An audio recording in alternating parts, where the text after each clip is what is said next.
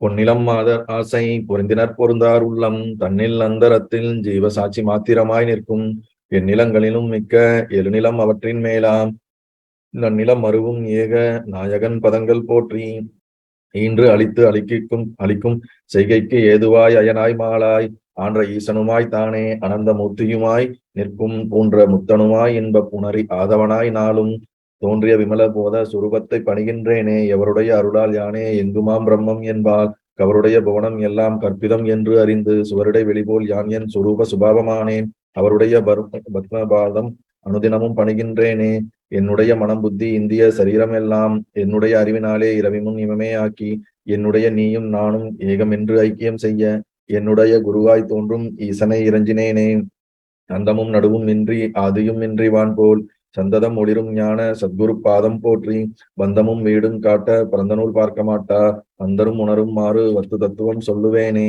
படர்ந்த வேதாந்தம் என்னும் பார்க்கடல் மொண்டு முன்னூல் குடங்களில் நிறைத்து வைத்தார் குறவர்கள் எல்லாம் காட்சி கடைந்து எடுத்து அளித்தேன் இந்த கைவல்ய நவநீதத்தை அடைந்தவர் விடைய மண் தின்று அலைவரோ பசியிலாரே முந்தனை வெங்கடேச முகுந்தனை என ஆட்கொண்ட கர்த்தனை வணங்கி சொல்லும் கைவல்ய நவநீதத்தை தத்துவ விளக்கம் என்றும் சந்தேகம் தெளிதல் என்றும் வைத்து இருபடலமாக வகுத்துரைத்து செய்கின்றேனே.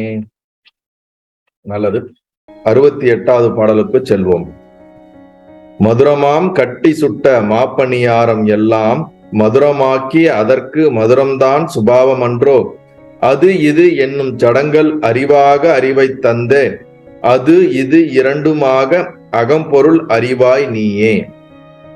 மதுரமாம் கட்டி சுட்ட மாப்பணியாரம் எல்லாம் மதுரமாக்கி அதற்கு மதுரம்தான் சுபாவமன்றோ அது இது எனும் சடங்கள் அறிவாக அறிவை தந்த அது இது இரண்டும் ஆக அகம்பொருள் அறிவாய் நீயே. ஒரு ரொம்ப அருமையான ஒரு எளிமையான உதாரணத்தின் மூலியமாக ஒரு ஆழமான சத்தியத்தை இங்கே பகிர்ந்து கொள்கிறார் ஆச்சாரியார்.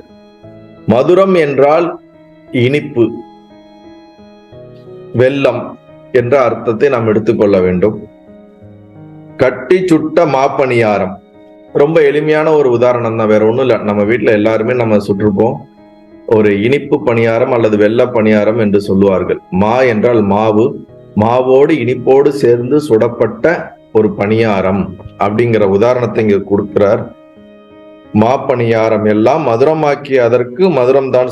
அப்படி வெள்ளத்தால் அந்த இனிப்பால் கலந்து மாவில் கலந்து சுடப்பட்ட பணியாரமானது எப்படி அனைத்து அந்த மாவிலோடு அந்த இனிப்பு கலந்து பிரிக்க முடியாத அளவுக்கு ஒன்றாக இருப்பது போல இந்த இனிப்பானது, இந்த வெல்லமானது மாவோடு கலந்து இருந்தாலும் அது தன்னுடைய சுபாவமான அந்த இனிப்பு தன்மையை விடுவதில்லை. எந்த ஒரு பொருள் இந்த இனிப்போடு கலக்கும் பொழுது அந்த பொருளும் இந்த தன்மையை அடைகின்றது. இதுதான் இதுல இருந்து சொல்ல வர்றார். இன்றைய காலகட்டத்துல நம்ம சர்க்கரை தான் பயன்படுத்துறோம், பட் அந்த காலகட்டத்துல வெல்லம் தான் பயன்படுத்தியிருக்காங்க. அதாவது வெல்லம், மாவு இது ரெண்டும் சேர்க்கும் பொழுது அது ஒரு கலவை ஏற்படுகிறது. அரிசி மாவுன்னு எடுத்துக்கொள்வோம், வெல்லம்னு எடுத்துக்கொள்வோம். இனிப்பு பிளஸ் அரிசி மாவு ரெண்டும் கலக்கும் போது ஒரு கலவை. இந்த கலவையை பயன்படுத்தி நம்ம என்ன வேணாலும் பண்ணலாம். என்ன பணியாரம் சுடலாம், இட்லி சுடலாம், தோசை பண்ணலாம். இல்லை உங்களுக்கு நீங்க வீட்டில் இருக்கவங்க எல்லாருமே நீங்க ஏதாவது ஒன்று இது செஞ்சிருப்பீங்க. நாங்கள் சாப்பிட்றவங்க, நீங்க செய்யறவங்க. ஸோ அதனால எல்லாருமே கலந்து செஞ்சிருப்போம். இப்ப இதுல என்ன சொல்ல வர்றாருன்னா, இந்த இனிப்பினால்தான் அந்த மாவிற்கு இனிப்பு என்ற ஒரு தன்மை ஏற்படுகிறது. வெல்லம் கலக்காவிட்டால் அந்த மாவுக்கு அந்த இனிப்புன்ற சுவைத்தன்மை வராது. இது கலப்பதினால் அதுவும் தன்னை ஒரு இனிப்பு தன்மையாக மாறிவிடுகின்றது. இரண்டும் கலந்து இருக்கின்றது. இதே இடத்தை இப்ப அப்படியே நம்ம கம்பேர் பண்ண வேண்டியது இருக்கு. இனிப்பு என்பது ஆத்மா, அறிவு சொரூபம். மாவு என்பது அவித்யா அல்லது மாயா சொரூபம். இது இரண்டும் சேருகின்றது. இரண்டும் சேர்ற கலவை. ஆத்மாவும் மாயாவும், ஆத்மாவும் அவித்யா, மாயை அவித்யா ரெண்டும் ஒண்ணுதான். இரண்டும் சேரும் பொழுது காரண நிலையில் இருக்கின்றது. இப்ப நம்ம மாவு கலந்துடுறோம். இந்த மாவு கலந்த மாவை நம்ம பணியாரன்னு சொல்ல முடியுமா? இந்த கலந்த மாவை நாம் அதை தோசையோ இட்லின்னு சொல்ல முடியுமா? முடியாது. இனிப்பும் அரிசி மாவும் கலந்த கலவைக்கு அது ஒரு கலவை. அதற்கு எந்த ஒரு நாமமோ பேரோ நம்மளால வடிவமோ கொடுக்க முடியாது. எப்பொழுது அந்த மாவை எடுத்து நாம் அது தோசை கல்லோ அல்ல பணியார கல்லோ எந்த ஒரு இதுல நாம அதை விடும் பொழுதுதான் அதற்கு ஒரு வடிவம் ஏற்படுகின்றது.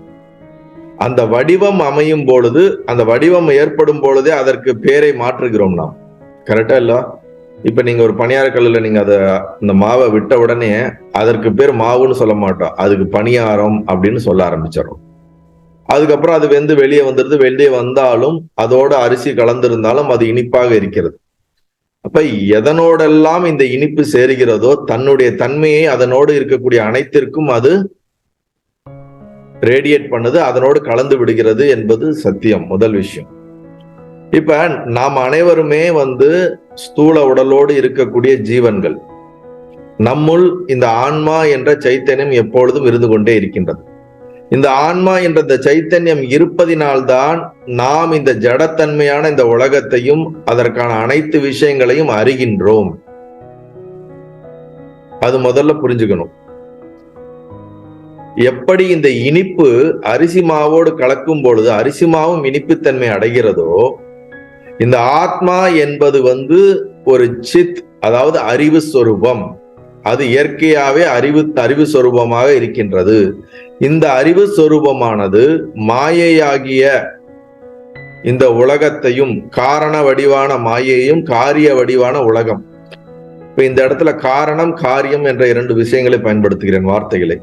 காரியம் என்றால் வெளிப்பட்ட இந்த உலகத்தை நாம் பார்க்கின்ற பஞ்சபூதங்களால இந்த உலகம் வெளிப்படுவதற்கு முன்னாடி இருந்த நிலைதான் காரணம். அப்ப இது காரணம், இது காரியம். இப்போ உங்க முன்னாடி இருக்கக்கூடிய போனோ, லேப்டாப்பு, இது வீடு, இது டேபிள், இது சேரு, இப்படி அறிகின்ற அறிவு ஒன்று இருக்கிறது அல்லவா? வெளியே ஒரு பொருள், அது அறிகின்ற அறிவு ஒன்று இருக்கின்றது. இது ஜடம், இது மாயை, இது உலகம், இது காற்று, இது நெருப்பு, இது ஆகாசம் என்று அறிகின்ற அறிவு இருக்குல்ல, அந்த அறிவானது இந்த ஜடங்களிலிருந்து வேறானது அப்படிங்கிறார். அது மட்டுமல்ல, இந்த அறிவானது எப்பொழுதும் இருந்து கொண்டே இருக்கக்கூடிய அறிவு. இந்த அறிவினால்தான் இந்த ஜடங்களை நாம் அறிகின்றோம். அதற்கு அடுத்த லைனை பார்க்கணும். அது இது என்னும் ஜடங்கள் அறிவாக அறிவை தந்த. அது இது என்னும் ஜடங்கள் அப்படின்னா என்னது? நம் முன்னே இருக்கக்கூடிய இந்த உலகத்தை, அதுல இருக்கக்கூடிய பொருள், இது அது இதுன்னு என்று நமக்கு ஒரு அறிவு இருக்குல்ல, இதைதான் நம்ம பார்க்கிறோம், இது இப்படி அது அப்படின்னு. இந்த அறிவு தான் வெளியில இருக்கக்கூடிய இந்த ஜட பொருட்களையும், அதற்கு ஸ்தூலமாக இருக்கக்கூடிய ஜட பொருட்களையும், அதற்கு முன்னாடி இருந்த காரணமாக இருக்கக்கூடிய வெளிப்படாத காரணத்தன்மையையும், காரணமாயை காரிய உலகம், இது 2ஐயும் அறிகின்ற இந்த அறிவு, நமக்கு இருக்கக்கூடிய இந்த அறிவானது இந்த ஜட சம்பந்தப்பட்ட உலகத்திலிருந்து வேறானது. இது எப்பொழுதும் அறிவு சொரூபமாகவே இருந்து கொண்டே இருக்கின்றது. அதற்கு அடுத்த என்ன சொல்ற? அது இது இரண்டும் ஆக அகம்பொருள் அறிவாய் நீயே. முதல்ல இந்த அறிவுதான் இது உலகம், இது மாயை அல்லது இது உலகம், இதுல இருக்கக்கூடிய ஒவ்வொரு பொருளையும் அறிகின்ற அறிவாக இருக்கின்றது. அப்படிப்பட்ட அந்த அறிவானது இந்த ஜட சம்பந்தப்பட்ட உலகத்திலிருந்து அதோடு சேர்ந்த ஒன்றாக இல்லாமல் அதிலிருந்து தானாக தனியாக அகம்பொருளாக அறிவு சொரூபமாக எப்பொழுதும் அது இருந்து கொண்டே இருக்கின்றது. அது அறிவு சொரூபமாக இருக்கின்ற காரணத்தினால்தான் நாம் அனைத்து ஜட சம்பந்த பொருள்களை அறிகின்றோம். இத மேல இருக்க உதாரணத்தோட கம்பேர் பண்ணீங்கன்னா, வெல்லமானது, இனிப்பானது, அதனுடைய இயற்கையான சுபாவம் என்ன? இனிக்கக்கூடிய தன்மை. கரெக்டா இல்லையா? வெல்லம் கசக்காது. அது இனிக்கக்கூடிய தன்மை இருப்பதினாலேயே அரிசி மாவோடு சேரும் பொழுது அரிசி மாவும் அந்த இனிப்பு தன்மையை அடைகின்றது. இந்த இனிப்பானது எதனோடு கலந்தாலும் தன்னுடைய இனிப்புன்ற சுபாவத்தை அது என்ன பண்றதில்ல, விடுறதில்ல. அது இனிப்பாக தான் இருக்குது. அதுபோல இந்த ஜட சம்பந்தப்பட்ட இந்த உலகத்தோடு, இந்த சரீரத்தோடு கலந்த நமக்குள் இருக்கின்ற, நாமாக இருக்கின்ற இந்த சைத்தன்யமானது, நான் என்று நமக்குள்ள இருக்கக்கூடிய உணர்வானது அது ஒரு அறிவு சொரூபம். அந்த அறிவு சொரூபமானது இந்த ஜட சம்பந்தப்பட்ட இந்த வஸ்துக்களிலிருந்து விலகி அது அதுவாகவே இருக்கின்றது, அறிவு சொரூபமாகவே இருக்கின்றது. அது சுபாவத்திலே அறிவாக இருப்பதினால் நாம் அனைத்தையும் அறிகின்றோம். இந்த உலகத்தை எனக்கு புரியுது, மனிதர்களை எனக்கு புரியுது, இந்த உலகத்துல இருக்கிறதெல்லாம் எனக்கு அறிவுக்கு எட்டுதுன்னு சொல்லக்கூடிய அந்த அறிவானது சுபாவத்திலே அறிவுத்தன்மையை உடையது.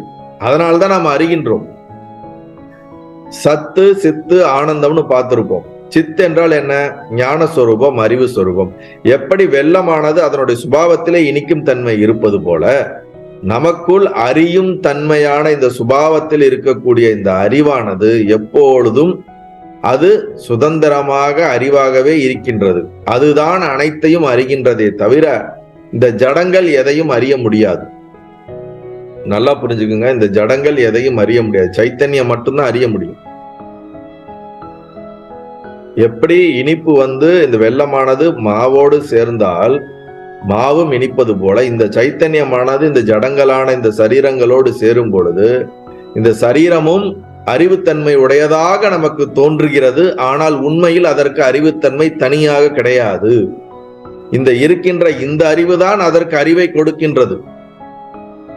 அதற்கு என்று சுதந்திரமான ஒரு அறிவு இருக்கிறதா என்றால் கிடையாது. அதற்கு தான் இந்த உதாரணத்தை கொடுத்திருக்கார். அதை படிப்போம். வெள்ளக்கட்டியை மாவில் சேர்த்து சுட்ட பலகாரங்கள் அனைத்தும் வெள்ளக்கட்டியை இனிக்க செய்கிறது. அப்படி யாவற்றையும் இனிக்க செய்த அந்த வெள்ளக்கட்டிக்கு இனிப்பு சுபாவம் அல்லவா?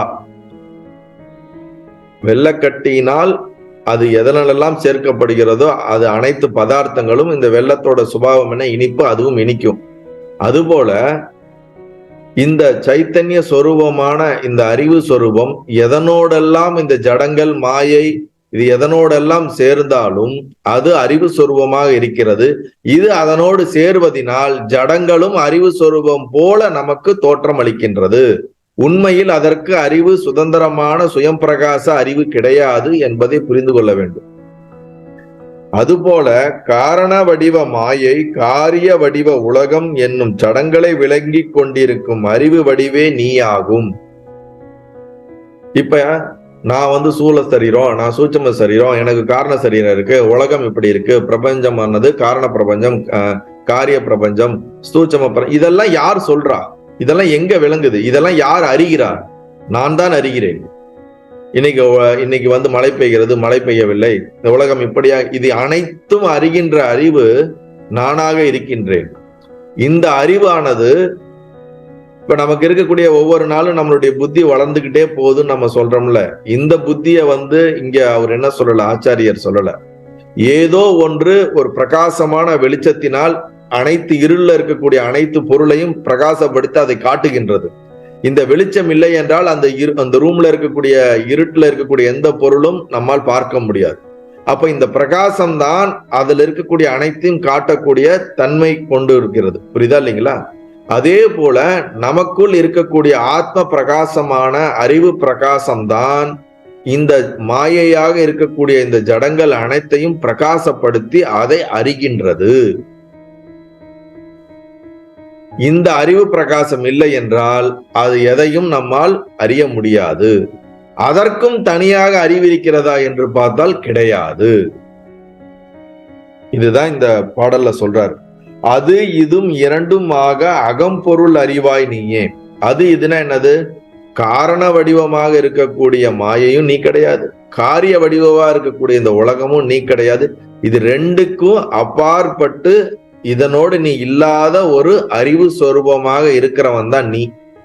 ஃபைனலா இந்த பாடல்ல இருந்து நமக்கு என்ன அவர் எக்ஸ்பிளைன் பண்றாருன்னா, you are nothing but intelligence, pure awareness, consciousness. ஞான சொரூபமாக இருக்கின்றவனே நீ, அறிவு சொரூபமாக இருப்பவன் நீ. அந்த அறிவு மங்கக்கூடிய அறிவு அல்ல, மாறக்கூடிய அறிவு அல்ல, எப்பொழுதும் சுயம் பிரகாச தன்மையில் இருக்கக்கூடிய அறிவு. அந்த அறிவு இருப்பதினால்தான் அனைத்தையும் அறிகின்றோம். அந்த பிரகாசம் இல்லை என்றால் இந்த ஜடத்தையோ இந்த உலகத்தையோ அல்லது எதையுமே நம்மால் அறிய முடியாது. இனிப்பு சேர்வதினால் மாவானது இனிக்கும் தன்மை அடைகிறது. அது எதனோடெல்லாம் இந்த வெள்ளக்கட்டி சேருதோ அது அனையெல்லாம் இனிக்க வைக்கிறது.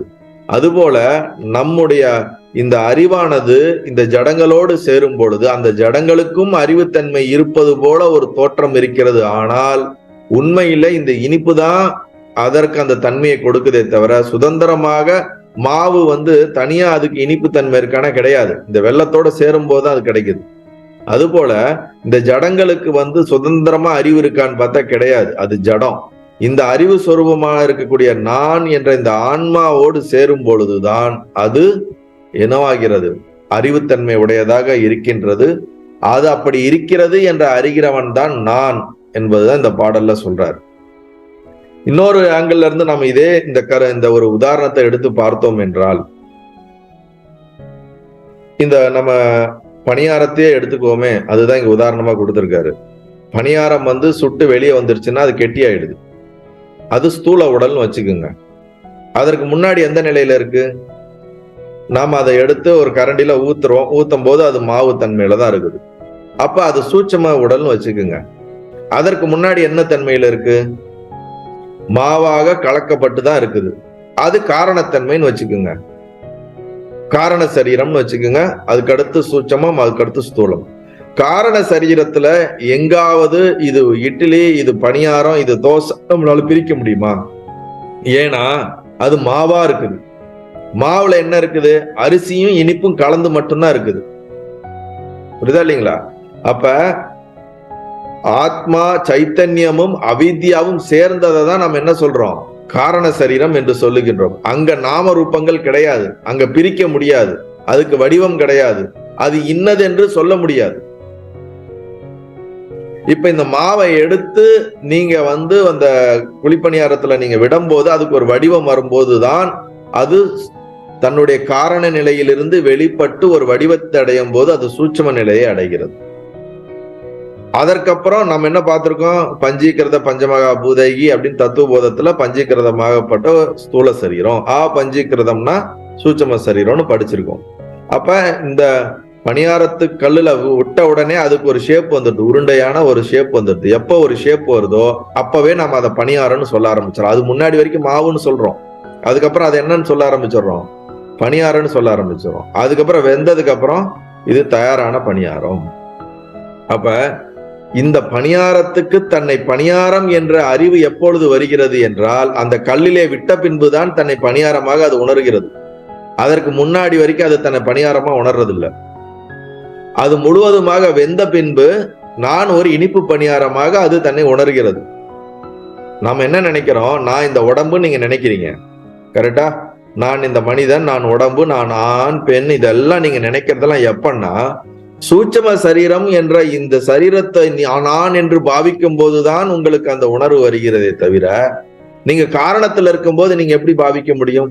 இப்ப அந்த பணியாரமே தன்னை இனிப்பு பணியாரம் நினைக்கிறது, மாவா இருக்கும் போது அது தன்னை பணியாரமா நினைக்க முடியுமா?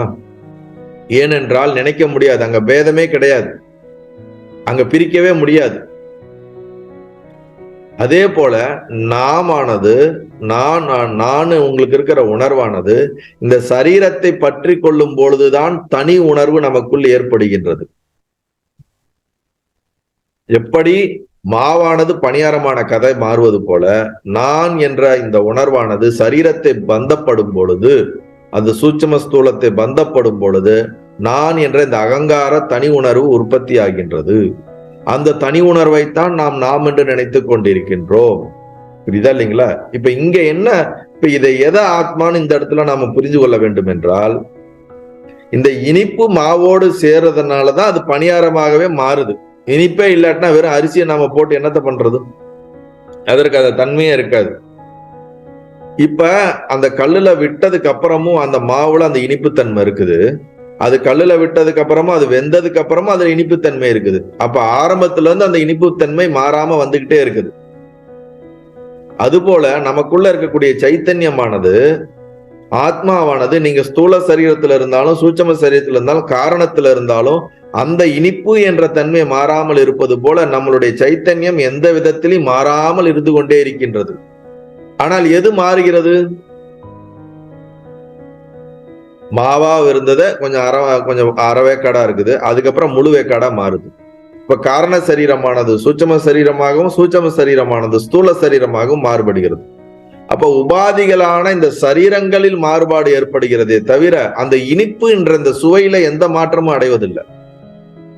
இனிப்பு எப்போதும் ஒரே சீரா இருந்து கொண்டே இருக்கிறது.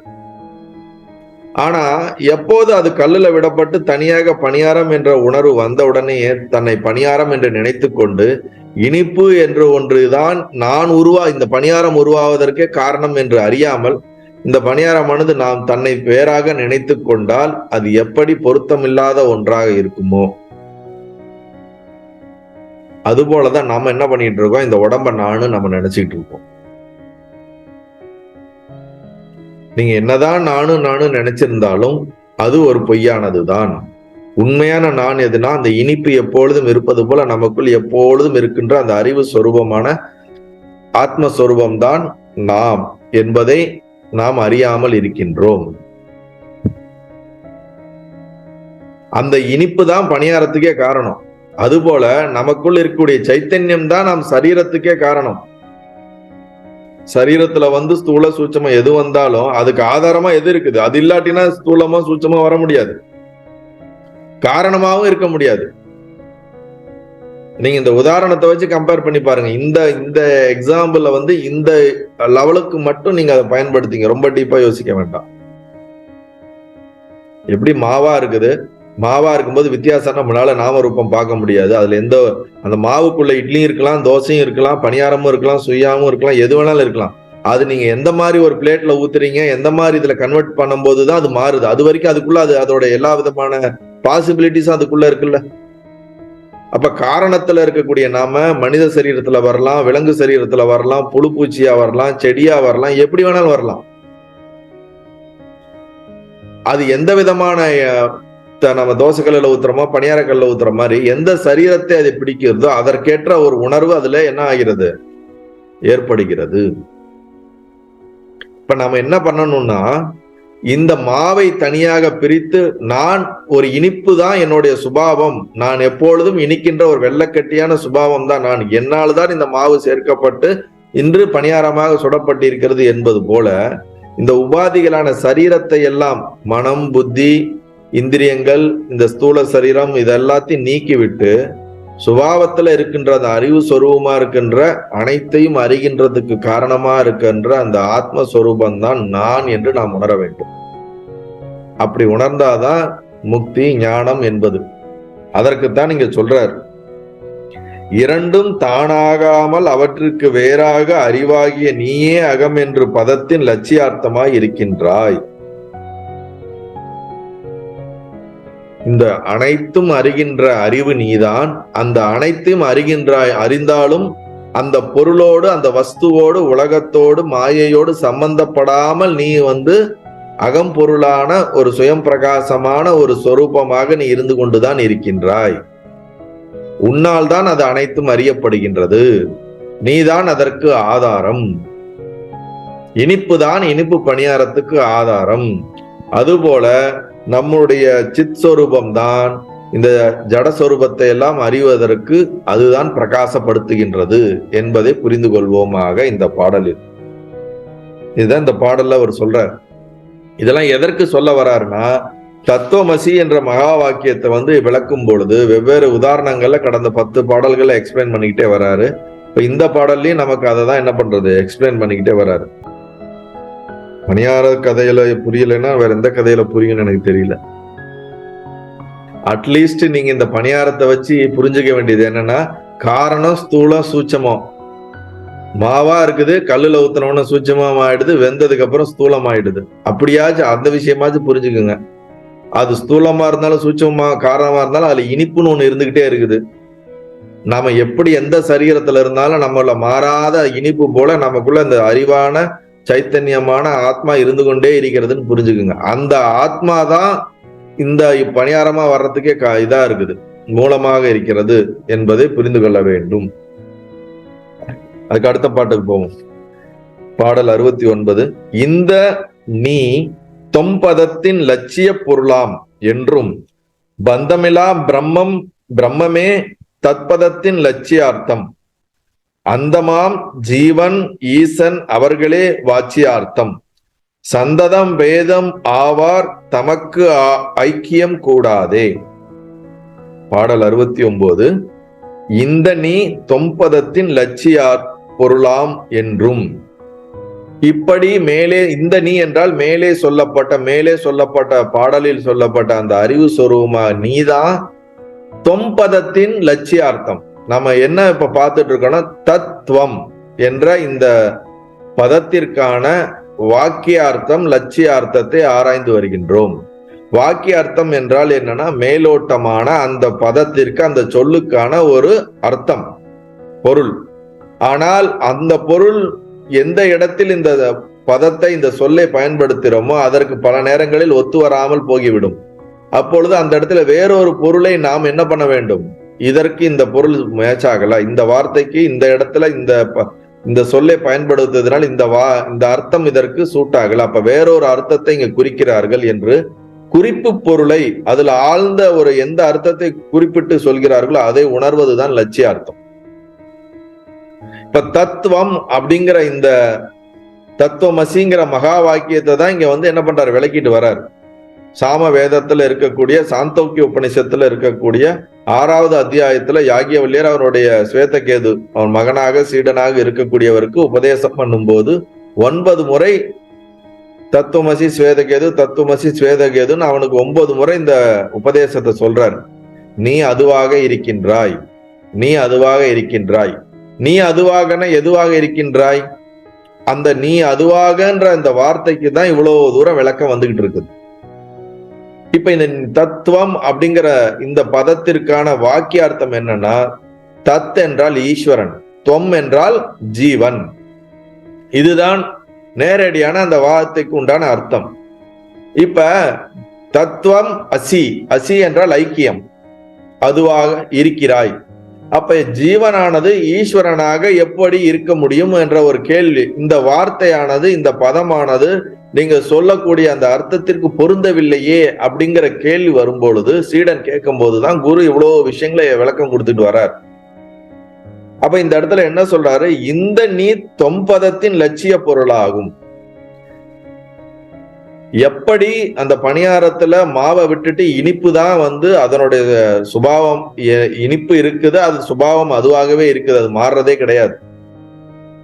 அதுபோல இந்த சரீரங்களை எல்லாம் விட்டு நமக்குள்ள இப்ப நம்ம இருக்கிறது ஸ்தூல சரீரத்தை நியத்தி பண்ணுங்க, சூட்சும சரீரம், அடுத்து காரண சரீரம், இவை எல்லாத்தையும் நம்ம நேர்த்தி பண்ணிக்கிட்டே போனோம்னா அதற்கு அடுத்து என்ன வருது, கடைசியா எஞ்சி இருக்கிறது நேர்த்தி பண்ண முடியாத இருக்கிறத தான் நம்ம என்ன சொல்றோம், ஆதாரமாக இருக்கிறத தான் ஆத்மஸ்வரூபம் அப்படின்னு நம்ம சொல்றோம். இப்ப இந்த ஜீவனுக்கும் ஈஸ்வரனுக்கும் ஏகப்பட்ட வேறுபாடுகள் இருக்கின்றன. அந்த வேறுபாடுகளை தான் இங்க குறிப்பிடுகிறார். என்ன சொல்றாருன்னா, ஜீவன் ஈஸ்வரன் அவர்களே வாச்சியார்த்தம். சந்ததம் வேதம் ஆவார் தமக்கு ஐக்கியம் கூடாது. சொல்ல முடியாத அளவுக்கு வித்தியாசம் இருக்கிறது. யாருக்கு? ஜீவனுக்கும் ஈஸ்வரனுக்கும். அவங்க ஜீவனும் ஈஸ்வரனும் ஒண்ணு ஆகுறாங்க நீங்க எடுத்துக்கிட்டீங்கன்னா, வாக்கியார்த்தத்தின்படி எடுத்துக்கிட்டீங்கன்னா அது தப்பா போயிடும். அந்த மாதிரி ஐக்கியம் பண்ணவே முடியாது. ஜீவாத்மாவும் பரமாத்மாவும் ஒன்று கிடையாது. பரமாத்மாவை இங்க ஈஸ்வரன் நம்ம எடுத்துக்குவோம், ஜீவன் என்பது நம்ம எடுத்துக்குவோம். அப்ப ஜீவன் பரமாத்மானாலே அங்க உபாதிகள் சேர்ந்து விடுகிறது. உபாதிகள்னா வேற ஒண்ணும் கிடையாது. ஆத்மா எப்படி நம்ம இனிப்பு பிளஸ் மாவு சேர்ந்துச்சுன்னா ரெண்டு சேர்ந்த கலவை போல, ஆத்மா சரீரம், காரண சூட்சம ஸ்தூல, இந்த 3 சரீரம் சேர்ந்தாலே அது என்ன ஆயிடுது, ஜீவன் ஆயிடுது. இந்த சரீரங்களை எல்லாம் உபாதிகள் எல்லாம் நீக்கி விட்டு பார்த்தால் சைத்தன்யமாக விளங்கும். இப்ப ஜீவன் ஈஸ்வரன் ரெண்டும் ஒன்றாக முடியாதுன்னு நீங்க சொல்றாரு. அப்ப எது ஒன்றாக முடியும் அப்படின்னா, ஈஸ்வரனுக்கும் ஸ்தூல சரீரமும் சூட்சும சரீரமும் காரண சரீரமும் இருக்கின்றது. ஈஸ்வரனுடைய ஸ்தூல சரீரத்தை தான் நம்ம விராட் என்று சொல்லுகின்றோம். நீங்க நம்ம முன்னாடி வகுப்பெல்லாம் படிச்சிருந்தீங்கன்னா உங்களுக்கு ஞாபகம் இருக்கும். ஞாபகம் இல்லாட்டினா என்ன பண்றது? கொஞ்சம் ஞாபகம் இருந்தா எல்லாமே இருக்கும். சோ ஸ்தூல சூட்சம காரண பிரபஞ்சம் இருக்கிறது. ஸ்தூல சரீரம், சூட்சம சரீரம், காரண சரீரம் இருக்கின்றது. இந்த உபாதிகளாகிய இந்த சரீரங்களை, பிரபஞ்சங்களை நீக்கி பார்த்தோம் என்றால் தூய உணர்வு என்று சொல்லக்கூடிய இந்த ஆத்மா, நம்ம பிரம்மத்துக்கு ஈஸ்வரனுக்கு சொல்லும் போது தூய உணர்வான பிரம்மம்னு சொல்லுவோம், கான்சியஸ்னஸ் சொல்லுவோம். அதுல எந்த ஒரு மாற்றமும் அடையறதில்லை. அது சிமிலரா இருக்குது. சரீரத்துலதான் என்னவா இருக்குது? மாற்றம் இருந்து கொண்டே இருக்கின்றது. அப்ப நம்ம இந்த இடத்துல தத்துவமசிங்கிற வாக்கியத்துக்கு எந்த விதமான பொருட்களை எடுத்துக்கொள்ள வேண்டும் என்று ஆச்சாரியர் சொல்லுகிறார் என்றால், தூய உணர்வு என்று சொல்லக்கூடிய கான்சியஸ்னஸை மட்டும் எடுத்துக்கிட்டீங்கன்னா அது லட்சியார்த்தம். அதைத்தான் குறிக்கின்றோம். தத்துவம் அசி, நீ அதுவாக இருக்கிறாய் என்றால், நீ என்பது ஆத்ம சைத்தன்யம், அது என்பது பிரம்மம். ஆத்மாவும் பிரம்மமும் ஒன்றுதான், அதிலே வேறுபாடு கிடையாது.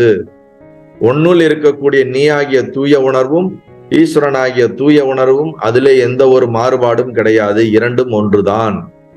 ஆனால் உன்னில் இருக்கக்கூடிய சரீரமும் மற்ற அனைத்தும் வேறுபடுகின்றது. ஈஸ்வரனுடைய சரீரமும் அனைத்தும் வேறுபடுகின்றது. அதை தான் இந்த பாடல்ல குறிப்பிடுகிறார். இதனுடைய அர்த்தத்தை படிப்போம்.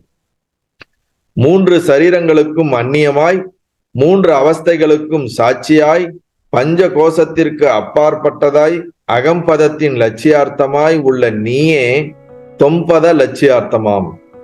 எக்காலத்துக்கும் பந்தமற்ற பிரம்மமே தத்பதத்திற்கு லட்சியார்த்தம்.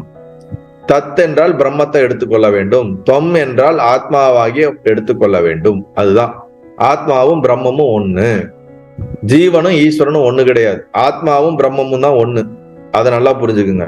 ஜீவன் வந்துட்டாலே உபாதி சேர்ந்துருது, ஈஸ்வரன் வந்துட்டாலே மாயை சேர்ந்துருது. மாயையும் பிரம்மமும் சேர்ந்ததுதான் என்னது? ஈஸ்வரனை தவிர ரெண்டையும் பிரிக்க முடியாது. சோ ஜீவன் ஈஸ்வரன் இவர்களே முறையே தொம்பதத்தின் வாச்சிய அர்த்தமாவர். ஜீவனும் ஈஸ்வரனுக்கும் எப்போதும் பேதம் உடையவராய் இருந்ததால் அவர்களுக்கு ஐக்கியம் ஒருபோதும் சித்திக்காது. நிறைய பேதங்கள் இருக்கு ஈஸ்வரனுக்கும் ஜீவனுக்கும், அதனால அதுல ஐக்கியம் எப்போதும் சித்திக்காதுன்னு சொல்லிட்டு அதற்கான ஒரு பாடலை வச்சு விளக்கம் பண்றார். அது பார்ப்போம். பாடல் 70. பேதம் ஆனதுவும் கேளாய், பெயராலும் இடங்களாலும் ஓத அரும் உபாதியாலும் உடலாலும் உணர்வினாலும் பாதாளம் விசும்பு போல பல தூரம் அகன்று நிற்பர். ஆதலால் இவருக்கு எந்நாளும் ஐக்கியம் என்பது கூடாதே. பாதாளத்திற்கும் மேல இருக்க லோகத்துக்கும் இருக்கக்கூடிய எவ்வளவு வித்தியாசம் இருக்கிறது போல ஜீவனுக்கும் ஈஸ்வரனுக்கும் அவ்வளோ வித்தியாசம் இருக்குது. அவங்கள நீங்க ஐக்கியம் பண்ணிடக்கூடாது அப்படிங்கிறத இந்த பாடலோடைய மீனிங். அதுல எப்படி சொல்றாரு? பேதம் ஆனதும் கேளாய், என்ன பேதம் இருக்கு நான் சொல்றேன், நீ கேளு சீடா அப்படிங்கிறாரு. பெயர் இடங்களாலும், இப்ப நம்மள என்னன்னு சொல்றோம்? உபாதியோட சேர்ந்தவன ஜீவன் என்று சொல்றோம். மாயையோட சேர்ந்த கான்சியஸ்னஸ் நம்ம என்ன சொல்றோம்? ஈஸ்வரன் என்று சொல்லுகின்றோம். இப்ப இந்த ஜீவன் எங்க இருக்கிறான்? இந்த உடல்ல உயிரா உள்ளுக்குள்ள இருக்கிறானா இல்லையா? ஈஸ்வரன் எங்க இருக்கிறான்? வெளியில இந்த பிரபஞ்சத்துக்கு, அவனே பிரபஞ்சமே அவனுடைய சரீரமா இருக்குது. அப்ப இடத்துல நம்ம இந்த சரீரத்துக்குள்ள நம்ம இருக்கிறோம், அவன் எங்குமா இருக்கிறான். இதுலயே வேறுபாடு இருக்குது. ஓது அரும் உபாதியாலும், எவ்வளவுதான் சொன்னாலும் வார்த்தைகளால் சொல்ல முடியாத அளவுக்கு வித்தியாசம் இருக்குது இந்த காரணத்துல. சூட்சம சரீரத்துல ஸ்தூல சரீரத்துல எல்லா விதத்திலும் மாறுபாடுகள் இருந்து கொண்டே இருக்கின்றன. நமக்கு அறிவு கொஞ்சம், அவனுக்கு அனைத்தும் அறிந்தவன். அவனால் எந்த நேரத்துல எப்பயும் எப்படிப்பட்ட சரீரத்தையோ சரீரம் இல்லாமையோ அனைத்து சக்திகளையும் படைத்த சர்வ வியாபி சர்வ ஞானி, அவன் சர்வஞத்துவம் அடைந்தவன். ஆனால் நாம் எப்படி இருக்கின்றோம்? குறைந்த அறிவு. அததான் சொல்லியிருக்காரு, கிஞ்சிஸ்தம் என்னது? கிஞ்சிங் ஞான் சர்வஞன், அதாவது குறைந்த அறிவுடைய குறைந்த ஞானமுடையவர்கள் நாம். அனைத்தும் அறிந்த, அனைத்தும் தன்னுள் அடங்கியவன் யார் என்றால் ஈஸ்வரன் அப்படின்னு சொல்றாரு. காரிய காரண வடிவ உபாதியாலும் வியஷ்டி சமஷ்டி என்னும் சரீர அபிமானத்தாலும் கிஞ்சிஞன் சர்வஞன் என்னும் உணர்வினாலும் ஜீவ ஈஸ்வரர்களுக்கு பேதம் உண்டாயிற்று. அதனால் அவர்கள் பாதாளமும் விண்ணுலகமும் போல வெகு தூரம் வேறுபட்டு இருக்கின்றனர். இங்கனம் வேறுபட்டு இருப்பதால் இவர்களுக்கு எக்காலத்திலும் ஐக்கியம் என்பது சித்தியாகாது. முக்கியமான விஷயம் நாங்க இதுல புரிஞ்சுக்க வேண்டியது என்ன அப்படின்னா, ஜென்ரலா நாம இந்த மகா வாக்கியங்கள் அப்படின்னா சத்தியத்தை எடுத்துரைக்கக்கூடிய நேரடி வாக்கியங்கள். பிரஞானம் பிரம்ம, அகம் பிரம்மாஸ்மி, தத்துவமசி, அயமாத்மா பிரம்ம அப்படிங்கிறதெல்லாம் ஒவ்வொரு வேதத்திற்கும் ஒவ்வொரு மகா வாக்கியங்களா இருக்குது. இது 4 மட்டும் இல்ல, நிறைய மகா வாக்கியங்கள் இருக்குது. புரிஞ்சு ஒவ்வொரு உபநிஷத்தும் ஒவ்வொரு விதமான மகா வாக்கியங்களுடைய பதங்கள் மாறுபட்டு கொண்டே இருக்கின்றன. இப்ப இங்க நமக்கு உபதேசத்துக்கான மகா வாக்கியம் என்னன்னா தத்துவமசி. சாம வேதத்துல இருக்கக்கூடிய அந்த தத்துவமசி எடுக்கிறோம். அதுக்கான அர்த்தம் என்ன? நீ அதுவாக இருக்கிறாய் என்பதுதான் அதனுடைய தமிழ் பதத்தோட அர்த்தம். நீ அதுவாக இருக்கிறாய்னா, நீ என்றால் நான், அது என்றால் ஈஸ்வரன். இப்ப நான் எப்படி ஈஸ்வரனா இருக்க முடியுங்கிற கேள்விதான் இந்த சீடனுக்கு வந்தது. இது தொடர்ச்சியா தான் நம்ம பார்த்துட்டு இருக்கோம். அப்ப என்ன சொல்றாரு? நான் உன்னை நீன்னு சொல்றத நீ உடம்போடு சேர்ந்து இருக்கிற, மனசோடு சேர்ந்து இருக்கிற, புத்தியோடு சேர்ந்து இருக்கிற, வாசனையோடு சேர்ந்து இருக்கிற, அவித்யாவோடு சேர்ந்து இருக்கிற ஒன்ன நான் நீன்னு நான் சொல்லல. இதுக்கெல்லாம் காரணமா எது இருக்குது, இதுக்கெல்லாம் ஆதாரமா எது இருக்குதோ அந்த ஆத்மாவைத்தான் உன்னை நீன்னு நான் சொல்ல வரேன்.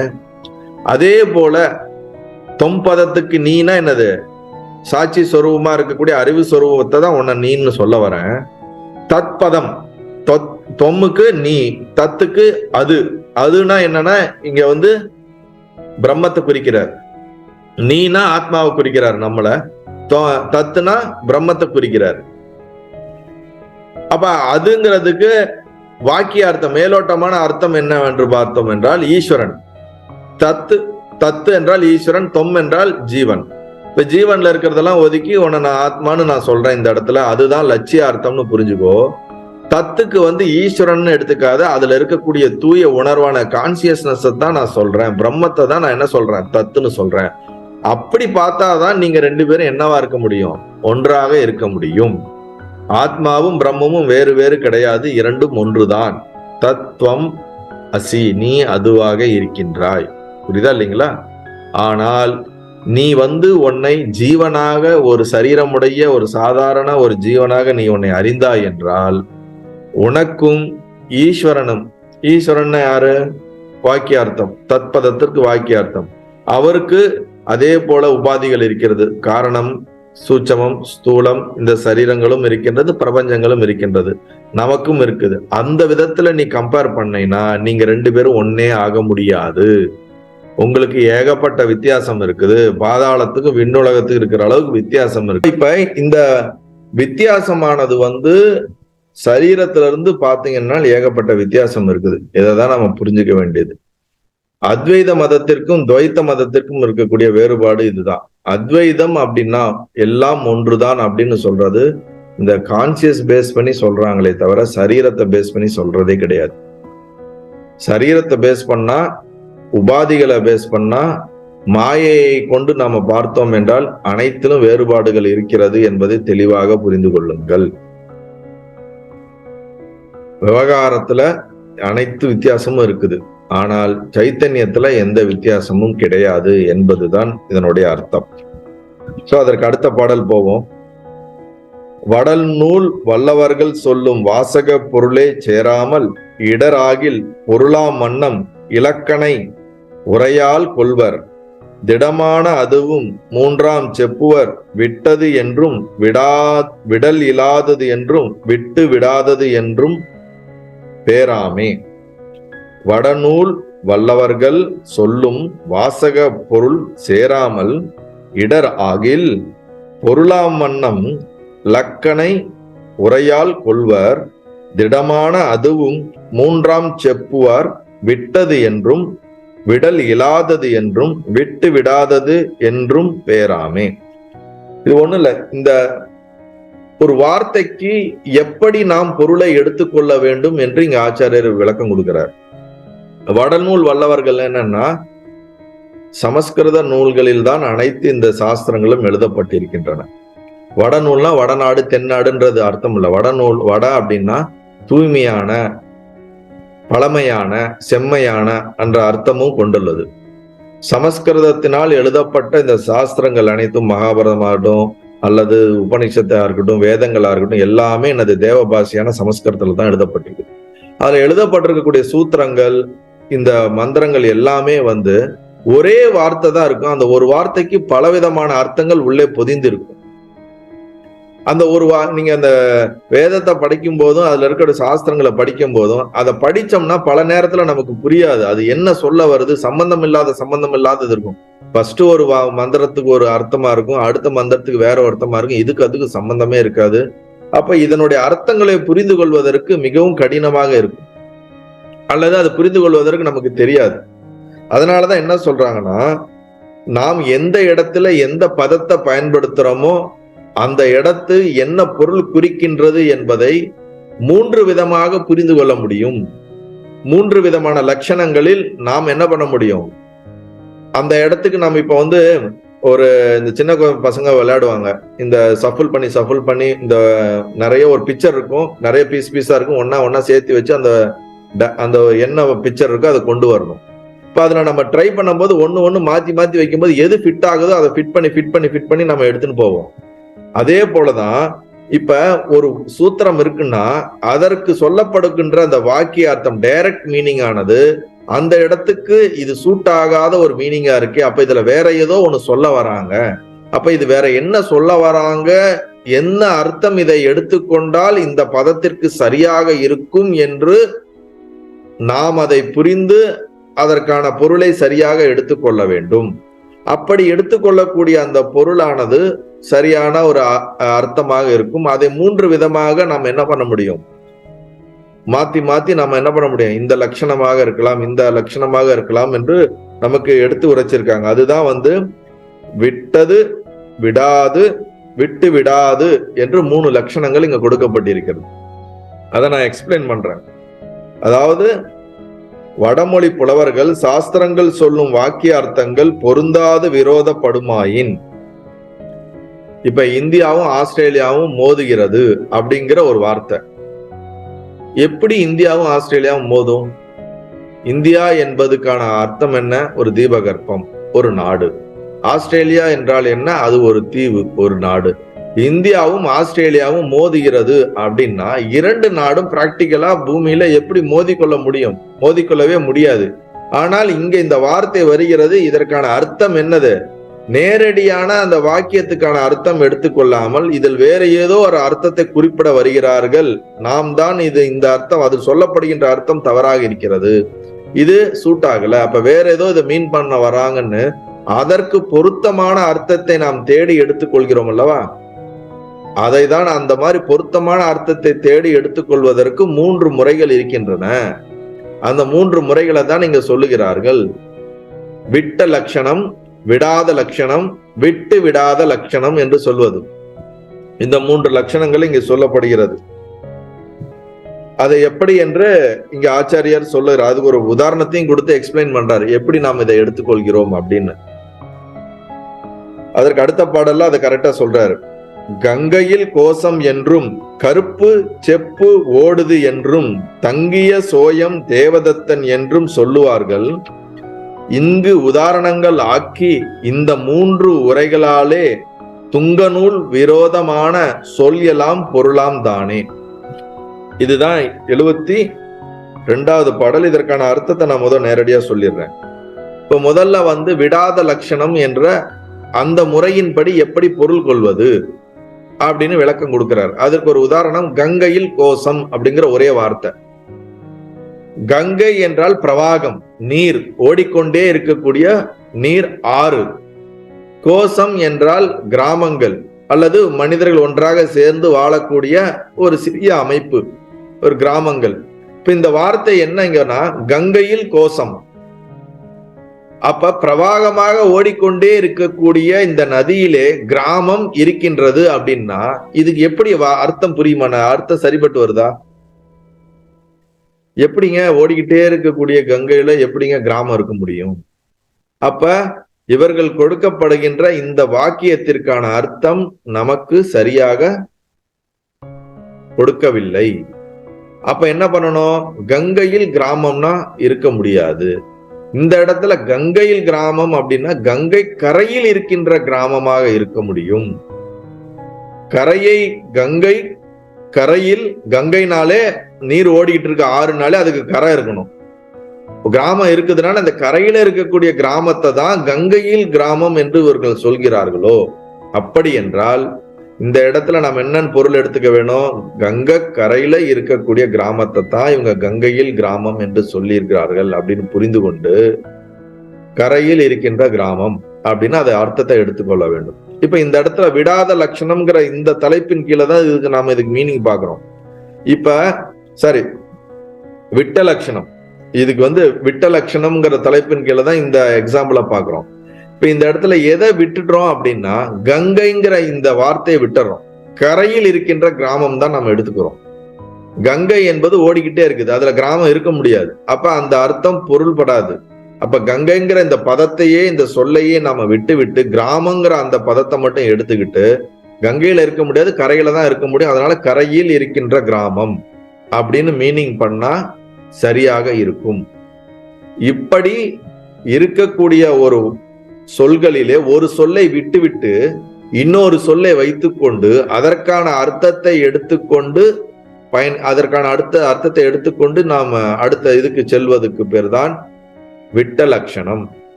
இப்ப ராமர் கடலில் நடந்தார் அப்படின்னு நான் சொல்றேன்னா இது எப்படி நீங்க புரிஞ்சு கொள்ளுவீங்க? ராமர் எப்படி கடல்ல நடந்திருக்க முடியும்? கடல்ல அதான் இப்ப ராமர் கடல்ல நடந்திருக்க முடியாதுங்கிறது நம்ம ஏதோ அந்த வார்த்தையில உபயோகிக்கிறதுல இதுக்கு அர்த்தம் பிடிபடல இல்ல நமக்கு. அப்ப அவர் கடல்ல நடந்திருக்க முடியாது. இந்த கரைக்கும் அந்த கரைக்கும் இடையில பாலம் இருந்திருக்கு, அந்த பாலத்துலதான் நடந்தாருங்கும் போது கடலை நாம இங்க விட்டுறோம். ராமரானவர் ராமேஸ்வரத்துக்கும் லங்கைக்கும் பாலம் அமைத்து பாலத்திலே நடந்து சென்றார் என்பதுதான் அதற்கு அர்த்தம். ஆனா சொல்லப்பட்ட வாக்கியம் என்னது? ராமர் கடலிலே நடந்தார்னு வச்சுக்கோமே, கடல்ல நடக்க முடியாது. புரியுதா இல்லைங்களா? சோ அது போல அந்த வாக்கியங்கள் இந்த மாதிரி நிறைய ஒரு சுருக்கமான வாக்கியங்கள் நம்மளுடைய சாஸ்திரங்களிலே பல இடங்கள்ல இருக்கும். அதற்கு நேரடியான அர்த்தத்தை எடுத்துக்கொண்டு அந்த அர்த்தத்தை அப்படியே நாம் எடுத்துக்கொண்டால் அதனான பொருளானது தவறாக வந்துவிடும் என்பதைத்தான் இங்க ஆச்சாரியர் ரொம்ப விளக்கமா கூறுறாரு நமக்கு. இப்ப ராமர் கடல்ல நடந்தாருங்கிறதுல கடலை விட்டுறோம். ராமர் 2 கரைகளுக்கும் நடுவே இருந்த போடப்பட்ட பாலத்தில் நடந்தார் என்பதுதான் சரியான அர்த்தம். கங்கையில் கிராமம் என்பதை கங்கையை விட்டுட்டோம், கரையில் கிராமம் இருக்கின்றது என்பதை பொருளை எடுத்துக்கிறோம். அப்ப கங்கைங்கிற வார்த்தையை விட்டுறோம், கடல்ன்ற இந்த வார்த்தையை விட்டுறோம். இந்த வார்த்தைகளை விட்டு நாம் பொருள் கொள்வதனால் இதற்கு விட்ட லட்சணம் என்று அர்த்தம். இப்ப அடுத்த உதாரணத்தை சொல்றாரு. கருப்பு சேப்பு ஓடுது என்றும் தங்கிய. இதை இப்படி பிரிச்சு படிக்கணும். கருப்பு தங்கிய சேப்பு ஓடுது, கருப்பு தங்கிய சிகப்பு ஓடுது, இதுதான் வார்த்தை. இதுக்கு என்ன அர்த்தத்தை எடுத்துக்கலாம்? கருப்பு தங்கியன்னா நின்றுச்சு, கருப்பு நின்றுச்சு, சிகப்பு ஓடுது. இப்ப இந்த வார்த்தைக்கு எப்படி நீங்க பொருள் கொள்வீங்க? ஏதோ ஒன்று இதுல மிஸ் ஆகுது. கருப்பு என்பது ஒரு கலர், அது நின்றுடுச்சு. சிகப்புங்கிறது ஒரு கலர், அது ஓடுது. அப்படின்னா இப்ப இந்த இடத்துல நீங்க அப்படியே வச்சுங்க, கருப்பு குதிரை, கருப்பு மாடு அல்லது பசு, சிகப்பு குதிரை, சிகப்பு மாடு. இப்ப இதுக்கான அர்த்தம் எப்படி எடுத்துக்கலாம்? கருப்பு குதிரை நின்று விட்டது, சிகப்பு குதிரை ஓடுகிறது. அப்படின்னா இதுக்கு பொருள் வந்துருதா? பொருள் வந்துருதா வரலீங்களா? கருப்பு பசு நிற்கின்றது, சிகப்பு பசு ஓடுகின்றது. கருப்பு நாய் நின்று விட்டது, சிகப்பு நாய் ஓடுகிறது. இதை சுருக்கி என்ன சொல்லியிருக்காங்க? கருப்பு நிக்குது, சிகப்பு ஓடுது. நம்ம வீட்டுல கூட பல நேரத்துல சொல்லுவாங்க, இது சின்னது அடம் பிடிக்குது, பெருசு அமைதியா இருக்குதும்பாங்க. பசங்களை சொல்லுவாங்க, சின்னது பண்ற அலட்சியாட்டம் தாங்கள, பெருசு அமைதியா இருக்கும்பாங்க. அப்ப சின்னது பெருசுங்கிறத எதை குறிக்குதாங்க? சின்ன பையன் இளையவனை குறிக்கின்றது, பெருசு பெரிய பையனை குறிக்குது. ஆனா நம்ம ஷார்ட்டா என்ன சொல்லுவோம்? சின்னது ரொம்ப ரவுஸ் பண்ணது, பெருசு அமைதியா இருக்குது. இப்ப சின்னது பெருசுனா எப்படி டைரக்டா அதுக்கு மீனிங்? அப்ப அந்த இடத்துல ஏதோ ஒண்ணு சேர்த்து அதுக்கான அர்த்தத்தை புரிஞ்சுக்கிறோம். அதே போலதான் மாடு வச்சிருக்கவங்க என்ன சொல்லுவாங்க, சிகப்பி பாரு அடம் பிடிக்குது, கருப்பி அமைதியா இருக்குதுமா. அந்த மாதிரி வார்த்தைகளை பயன்படுத்துறோம்ல, அதை தான் இங்க சொல்றாங்க. கருப்பு தங்குகிறது, சிகப்பு ஓடுகிறது அப்படின்னா நம்ம பசுவோ குதிரையோ ஏதோ ஒண்ணு ஆட் பண்றோம். ஆட் பண்ணி அதற்கு பொருளை, சரியான பொருளை நம்ம எடுத்துக்கிறோம். இப்படி எடுத்துக்கொள்வதற்கு பேர் விடாத லட்சணம். இதுல விடாத லட்சணம்னு எதை சொல்ல வராங்கன்னா, கருப்பு தங்குதுன்னா கருப்புங்கிற வார்த்தையை அவங்க கங்கையை நம்ம விட்ட மாதிரி விடல, அந்த கருப்புங்கிற வார்த்தையை வச்சுக்கிறாங்க, தங்குதுங்கிற வார்த்தையை வச்சுக்கிறாங்க. இதுக்கு நடுவுல பசுவோ குதிரையோ எதை நாம் குறிக்கின்றோமோ அதை சேர்த்து கொள்கிறார்கள். அப்ப இந்த இடத்துல எந்த பதத்தையும் எந்த சொல்லையும் விடாததுனால இதற்கு விடாத லட்சணம் என்று பெயர். கருப்பு நிக்குது, சிகப்பு ஓடுதுன்னா இதுல எந்த ஒரு வார்த்தையோ சொல்லையோ நம்ம விடல, அதை தொடர்ந்து இன்னொரு சொல்ல ஆட் பண்ணி நம்ம பொருளை கண்டுபிடிச்சுக்கிறோம். அதனால இதற்கு பேர் விடாத லட்சணம்.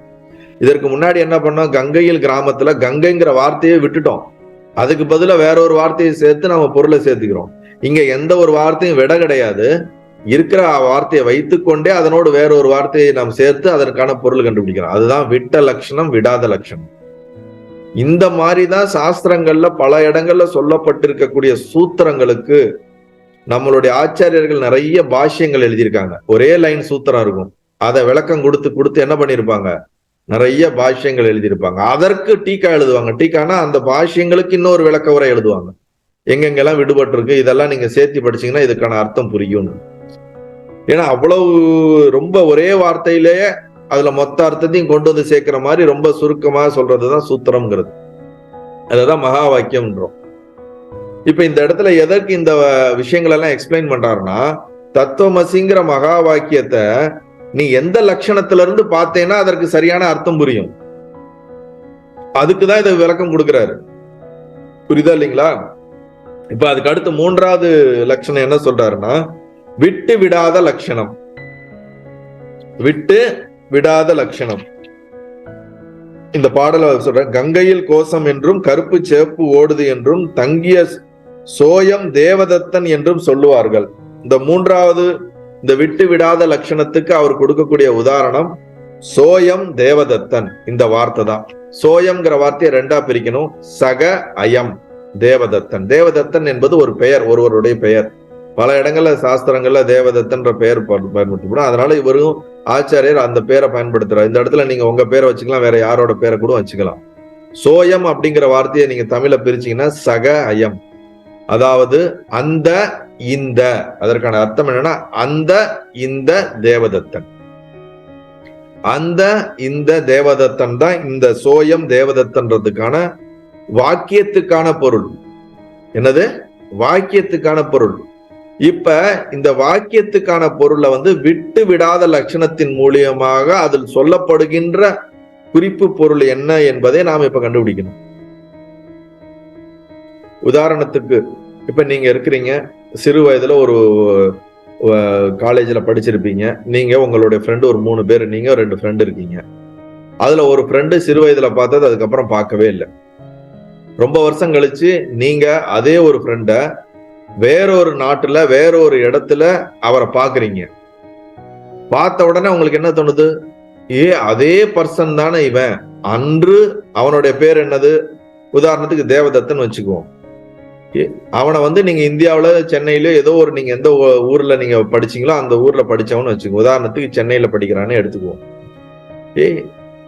அவன் அந்த தேவதத்தன் தானே.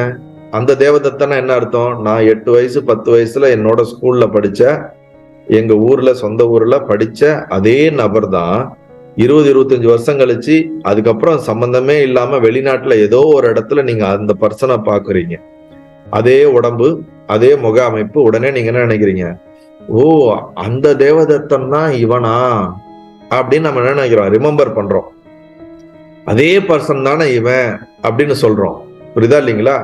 அப்ப அந்த தேவதத்தன் தான் இந்த தேவதத்தன் அப்படிங்கிற சொல்ற வாக்கியம் தான் இதுல என்ன ஒரு சூட்சமம் இருக்கு அப்படின்னா, நீங்கள் 20 வருடத்திற்கு முன்னாடி பார்த்த அந்த தேவதத்தனானவன், அந்த இடம் வேற, அந்த வயசு வேற, அங்க இருந்த சூழ்நிலைகள் வேற.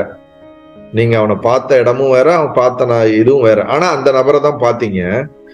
நீங்க ரொம்ப வருஷம் கழிச்சு இப்ப பாக்குறதும் இடம் வேற, மத்த எல்லாமே சுத்தி இருக்கக்கூடிய அட்மாஸ்பியர் எல்லாம் வேற, ஆனா அதே நபர். எது மாறல? அவனுடைய சரீரம் மாறல. சரீரத்தை தவிர சுற்றி இருக்கக்கூடிய அனைத்தும் மாறிடுச்சு. ஆனால் நீங்கள் அவனை அதே தேவதத்தனாகத்தானே பார்க்கிறீர்கள். சரீரம் மாறினாலும், இடம் மாறினாலும், இடம் மாறினாலும், சுத்தி இருக்கக்கூடிய சூழ்நிலைகள் மாறினாலும் நீங்கள் அதே நபராகத்தான் இப்பொழுதும் பார்க்கிறீர்கள். அதே தேவதத்தனாகத்தான் பார்க்கிறீர்களே தவிர அன்று பார்த்த தேவதத்தன் வேற, இன்று பார்த்த தேவதத்தன் வேற என்ன பாக்குறீங்க? அதே ஆள் தான் இவன். அந்த தேவதத்தன் தான் இந்த தேவதத்தன் என்று பார்ப்பது போல. அதிகமா உங்களுக்கு தலை சுத்துன்னு நினைக்கிறேன். பரவாயில்ல, இருந்தாலும் கொஞ்சம் புரிஞ்சுங்க. இப்ப இந்த உதாரணம் சொல்றாரா, இந்த இடத்துல விட்டு விடாத லட்சணம்ங்கிற இந்த லட்சணம் வருது. இப்ப இந்த இடத்துல எதை விட்டுட்டு எதை விடாம பிடிச்சிருக்கிறோங்கிறதா இதுக்கு ஆனா அர்த்தம் புரிஞ்சுக்கணும். அந்த இந்த அன்று பார்த்த தேவதத்தன், இன்று பார்த்த தேவதத்தன், இதுல எதெல்லாம் விட்டுட்டோம், எது ஒன்று விடாம வச்சிருக்கிறோம், இப்படிதான் பொருள் எடுத்துக்கணும். அன்று பார்த்த தேவதத்தன் இருந்த இடம் வேற, அவன் செஞ்சுக்கிட்ட அவனுடைய குடும்பம் வேற, அவன் இருந்த சூழ்நிலைகள் வேற, அதையெல்லாம் விட்டுட்டோம். இன்று பார்த்துட்டு இருக்கக்கூடிய இடத்துல இருக்கக்கூடிய தேவதத்தன், அவனுடைய குடும்பம், அவனுடைய சூழ்நிலைகள், அவன் வாழக்கூடிய இடங்கள் எல்லாம் வேற, அதையும் விட்டுட்டோம். பல விஷயங்களை விட்டுட்டோம், அவனை சுத்தி இருக்கிற விஷயங்களை. ஆனா அதே நபர், இதே நபர், அதே உடல், இதே உடல் என்ற அந்த உடலை சார்ந்து இருக்கக்கூடிய அந்த நபரை விடாமல் நாம் என்ன பண்ணிட்டு இருக்கோம், எடுத்திருக்கிறோம். சில விஷயங்களை விட்டு விட்டு சில விஷயங்களை விடாமல் பொருள் எடுத்துக்கொள்கின்றோம். அதை தான் விட்டு விடாத லட்சணம். சில விஷயங்களை விட்டு சில விஷயங்களை விடாமல் எடுத்துக்கொள்ளக்கூடிய ஒரு பொருள். அந்த இந்த அன்று பார்த்த நபர், இன்று பார்த்த நபர், நபர் ஒன்றுதான். அன்று பார்த்த நபர் இருந்த இடமோ, அவர் வாழ்ந்த வாழ்க்கையோ வேற, இப்பொழுது அவர் இருக்கக்கூடிய நபர் இருந்த இடமோ, அவர் வாழ்கின்ற வாழ்க்கையோ வேற. ஆனால் சரீரத்திலே ஒரே ஆள் தான். அப்ப அந்த சூழ்நிலைகள்லாம் விட்டுட்டு அந்த நபரை மட்டும் பிடிச்சுக்கிறோம் பாத்தீங்களா, அதுதான் விட்டு விடாத லட்சணம் அப்படின்னு மூன்றாவது ஒரு லட்சணத்தின் மூலியமாக பொருளை எடுத்துக்கொள்ள வேண்டும் ஒரு வாக்கியத்திற்கு அப்படிங்கிறார். ஒரு வாக்கியத்திற்கு எப்படியெல்லாம் பொருள் எடுத்துக்கொள்ள வேண்டும் என்று இங்க ஆச்சாரியர் நமக்கு விளக்குகிறார். அதுதான் முக்கியம். 3 விதத்துல எடுத்துக்கொள்ளணும். விட்டு லட்சணம், விடாத லட்சணம், விட்டு விடாத லட்சணம். இப்ப அதற்கு ஒரு உதாரணமும் சொல்றாருங்க. எங்க சொல்றாருன்னா, அந்த இந்த தேவதத்தன், அந்த தேவதத்தன், இந்த தேவதத்தன் என்பது இதன் பொருள். 1995 வருடம் காசியில் ஓட்டிக்கொண்டிருந்த தேவதத்தன் என்பவனை 1995 காசியில வண்டி ஓட்டிக்கிட்டு இருக்கான் ஒருத்தன், அவன் பேர் தேவதத்தன் வச்சுங்க. அவனை என்பவனை ஒருவன் கண்டான், நான் தான் அவனை பார்த்தேன்னு வச்சுங்க. பிறகு 2004 ராமேஸ்வரத்தில் அதே தேவதத்தனை சன்னியாசியாக மீண்டும் கண்டான். 1995 காசியில வண்டி ஓட்டிக்கிட்டு இருந்த ஒரு டிரைவர், அதே பர்சனை 2004 நான் ராமேஸ்வரத்துல சன்னியாசியா பாக்குறேன். இப்ப அவன் போட்டிருக்க உடை, அவனுடைய வாழ்க்கை முறை மொத்தமும் வேற, அவன் இருக்கிற இடமும் வேற. நான் காசியில பார்க்கும்போது குடும்பம், அவனுடைய ஃபேமிலி, அவன் கார் ஓட்டிக்கிட்டு இருந்தான், அதுவும் வேற.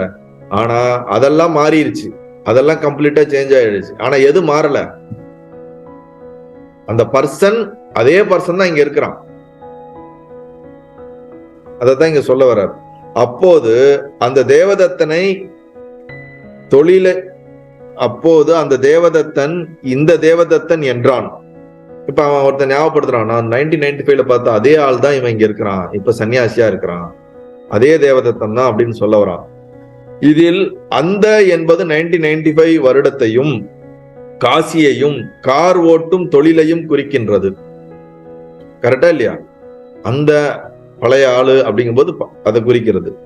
இந்த என்ற வார்த்தை 2004 வருடத்தையும் ராமேஸ்வரத்தில் சன்னியாசியையும் குறிக்கிறது. இதுவும் புரிகிறதா? இந்த அப்படிங்கிறதுக்கு இப்போது முன் குறித்த காலம், இடம், தொழில் முதலியவை இப்போது குறித்த காலம், இடம் முதலியவை ஒன்றுக்கொண்டு விரோதமாக இருப்பதால் அன்று பார்த்த தேவதத்தனுக்கும் இன்று பார்த்த தேவதத்தனுக்கும் காலம் வேற. அது ரொம்ப வருஷத்துக்கு முன்னாடி, இப்ப இருக்கிற வருஷம் வேற.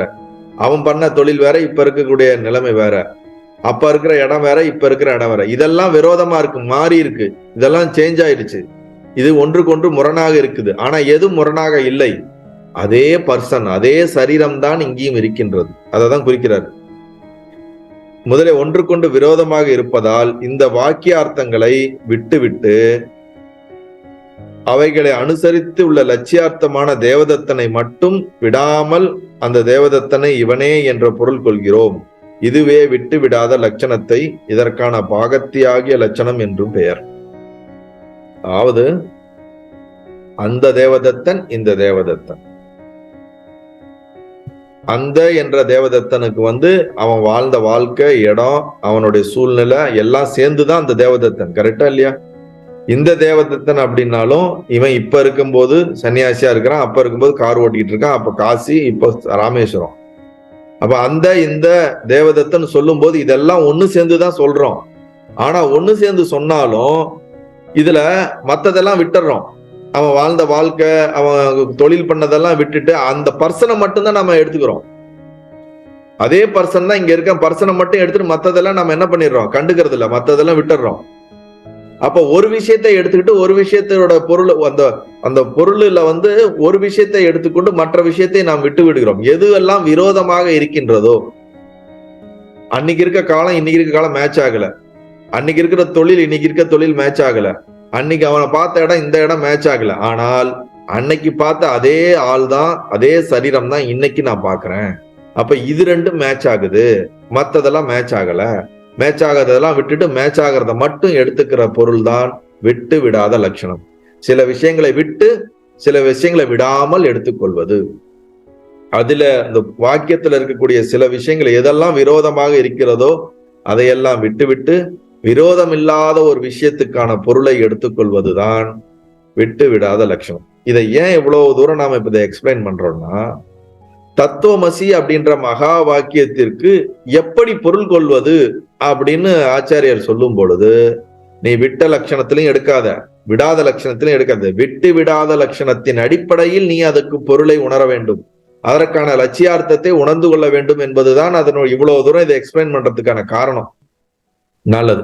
பண்ணிய சோயம் என்னும் பதங்களின் வாச்சியார்த்தம் அந்நிய தேசம் காலம் அவன் இவன் என்பன எல்லாம் சொன்ன இவ்விரோதம் விட்டு தொடர் இலக்கியம் விடாமல் உன்னிடல் தேவதத்தன் ஒருவனை வெளியே காட்டும். நான் இந்த பாட்டுக்கு ஆல்ரெடி எக்ஸ்பிளைன் பண்ணிட்டேன், அதுக்கப்புறம் தான் பாட்டை படிக்கிறேன் நானு. பாடல் 73, இந்த கங்கையில் கோசம்க்கு அடுத்த பாடல். அது கங்கையில் கோசத்துல 2 உதாரணத்துக்கு மட்டும் எக்ஸ்பிளைன் பண்ணிட்டு 3வது உதாரணமான அந்த விட்டு விடாத லட்சணத்துக்கு தனியா ஒரு பாட்டுல எக்ஸ்பிளைன் பண்ணியிருக்காரு.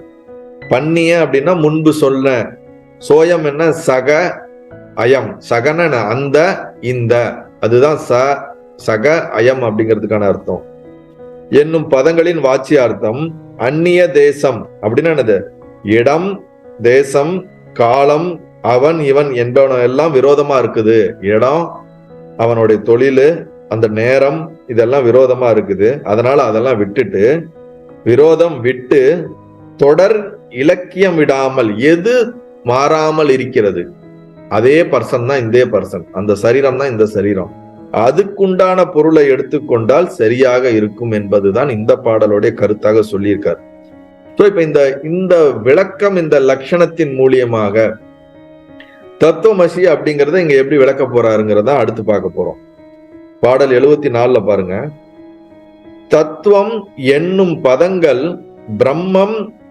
பிரம்மமாய் சாட்சியாய் ஆன வத்துவை விடாமல் பேத வாச்சியார்த்தத்தை விட்டு நித்தமும் அது நீயாகும் நீ அதுவாகும் என்னும் அர்த்தமும் அகண்டம் என்ற அசிபத ஐக்கியம் காட்டும்.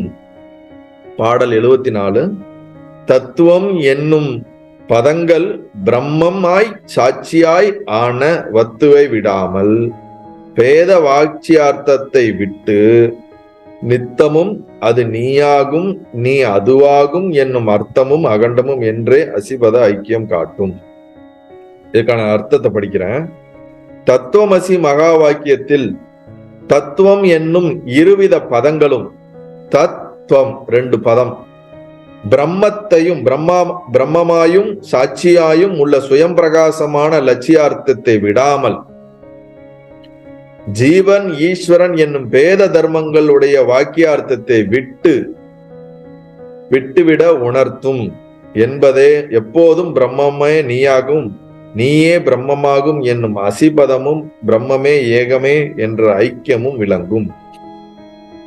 இதுல என்னன்னா, இந்த தத்துவம் அசி என்ற இந்த வாக்கியம் எப்படி இது ரெண்டும் ஒன்றாக இருக்கிறது, வேறுபாடு இல்லாமல் ஐக்கியமாக எப்பொழுதும் இருக்கிறது என்பதை நிரூபிப்பதற்காக, நமக்கு புரிய வைப்பதற்காக, சீடனுக்கு புரிய வைப்பதற்காக பல விதங்கள்ல இங்க எக்ஸ்பிளைன் பண்றாரு ஆச்சாரியார்.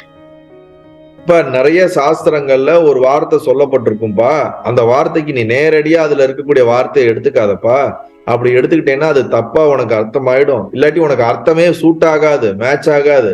அப்படி மேட்ச் ஆகாதனால நீ இந்த மாதிரியான 3 ஸ்டெப்ல நீ அதற்கான அர்த்தத்தை செக் பண்ணி அதற்கான சரியான பொருளை எடுத்துக்கணும். அப்ப இதை நம்மளா எடுத்துக்க முடியுமானா முடியாது. யாராவது ஒரு குருமார்கள் மூலியமாக அவர்கள் உணர்ந்து இது எந்த பொருளை குறிப்பிட வருகிறது என்பதை உணர்ந்தவர்கள் தான் இதை என்ன பண்ண முடியும், பிரிச்சு பிரிச்சு விளக்க முடியும். புரியாதவன்ட்ட போன வச்சுங்க, அதுக்கான அர்த்தத்தை இதை மட்டும் தான் சொல்லுவான். இப்ப இந்த நாத்திகர்கள்லாம் சொல்றாங்களே, கடவுள் இருக்காரா, இந்த சிலையில இருக்காரா, காட்டு, நான் உடச்சு காட்டுறேன், உள்ள இருந்து வராரான்ற மாதிரி அவனுக்கு வெறும் வாக்கியத்துக்கு மட்டும் அர்த்தத்தை புரிஞ்சுக்குவான். நாம என்ன சொல்றோம், ஒவ்வொரு மூர்த்தியையும் உள்ள இருக்கக்கூடிய அந்த சக்தியை வழிபடுகிறோம், அதன் உள்ள இருக்கக்கூடிய இறை சக்தியை நாம என்ன பண்றோம், பக்தி செலுத்துறோம். நாம அதனுடைய லட்சியார்த்தம் வேறாக இருக்குது. அவன் வாக்கியார்த்தத்தை மட்டும் பிடிச்சிட்டானா இந்த மூர்த்தியில கடவுள் இருக்காரான்ற கேள்வி கேட்பான். அந்த மாதிரி சாஸ்திரங்கள்ல பல இடங்கள்ல சொல்லப்பட்டிருக்கக்கூடிய சூத்திரங்கள், வாக்கியங்களுக்கு, பதங்களுக்கு நேரடியான அந்த வாக்கியத்திற்கு உண்டான அர்த்தத்தை எடுத்தால் பல நேரங்களில் அதற்கான உண்மையான பொருள் நம்மால் பெற முடியாது. அப்ப இந்த 3 லட்சணங்கள் மூலியமாக அதை பொருத்தி பார்த்து எந்த பொருள் அதற்கு சரியான விளக்கத்தை கொடுக்கின்றதோ அதை நாம் எடுத்துக்கொள்ள வேண்டும் என்பது முதல்ல. அதன்படி இங்க என்ன சொல்றாருன்னா, இப்ப தத் என்றால் என்ன, ஈஸ்வரன். திருப்பியும் 10 நிமிஷத்துல அப்கிரேட் ஆயிடும், கட் ஆகும் நினைக்கிறேன், பரவாயில்ல, திருப்பி ஜாயின் பண்ணுவோம். இப்ப தத் என்றால் ஈஸ்வரன், தொம் என்றால் ஜீவன். இப்ப விட்டு விடாத லட்சணத்துல பார்த்தோம்னு நினைச்சுங்களேன், இப்ப அவருக்கு சரீரம் வேற, நமக்கு சரீரம் வேற. அவருக்கு அறிவு மிகப்பெரிய அறிவு, நமக்கு சிற்றறிவு. நம்ம உடல்ல இருக்கிறோம், அவருக்கு உடல் அல்ல. அவர் மிகவும் பெரியவர், நம்ம அந்த மாதிரி நிறைய விரோதங்கள் இருந்துகிட்டே இருக்கு. எப்படி அந்த தேவதத்தன் இந்த தேவதத்தனுக்கு விரோதங்கள் என்னென்ன இருக்குது, அப்ப பார்த்த இடம் வேற, இப்ப பாக்குற இடம் வேற, அப்ப பார்த்த தொழில் வேற, இப்ப பாக்குற தொழில் வேற, அப்ப பார்த்த ட்ரெஸ் வேற, இப்ப பார்த்த ட்ரெஸ் வேற. ஆனா என்ன ஒன்னா இருக்குன்னா, அந்த சரீரம் அதே ஆள் தான் இப்பயும் இருக்கிறான்.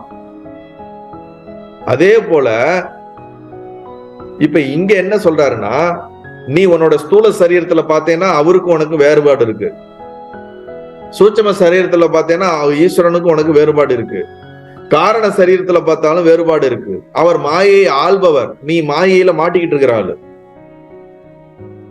உனக்கு பிறப்பு இறப்பு இருக்குது, அவர் பிறப்பு இறப்பற்றவர். அவர் சர்வ வியாபி, சர்வ ஞானி, சர்வத்துவம் உடையவர். நமக்கு கிஞ்சித்துவம் கொஞ்சம் தான் இருக்குது.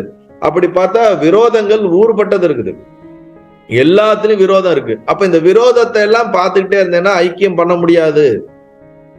இந்த விரோதத்தை எல்லாம் விட்டுடு. எது மேட்ச் ஆகுது, எது அசிபதம் ஆகுது, ஒன்றாகிறது அப்படின்னு பார்த்தேன்னா, நமக்குள்ள இருக்கக்கூடிய சாட்சி உணர்வும், அததான் இங்க என்ன சொல்றாரு, பிரம்மமாய் சாட்சியாய் ஆன. இந்த பாட்டுல பாடிங்க, தத்துவம் என்னும் பதங்களுக்கு பிரம்மம் என்பது தற்பதத்திற்கு உண்டான லட்சியார்த்தம்.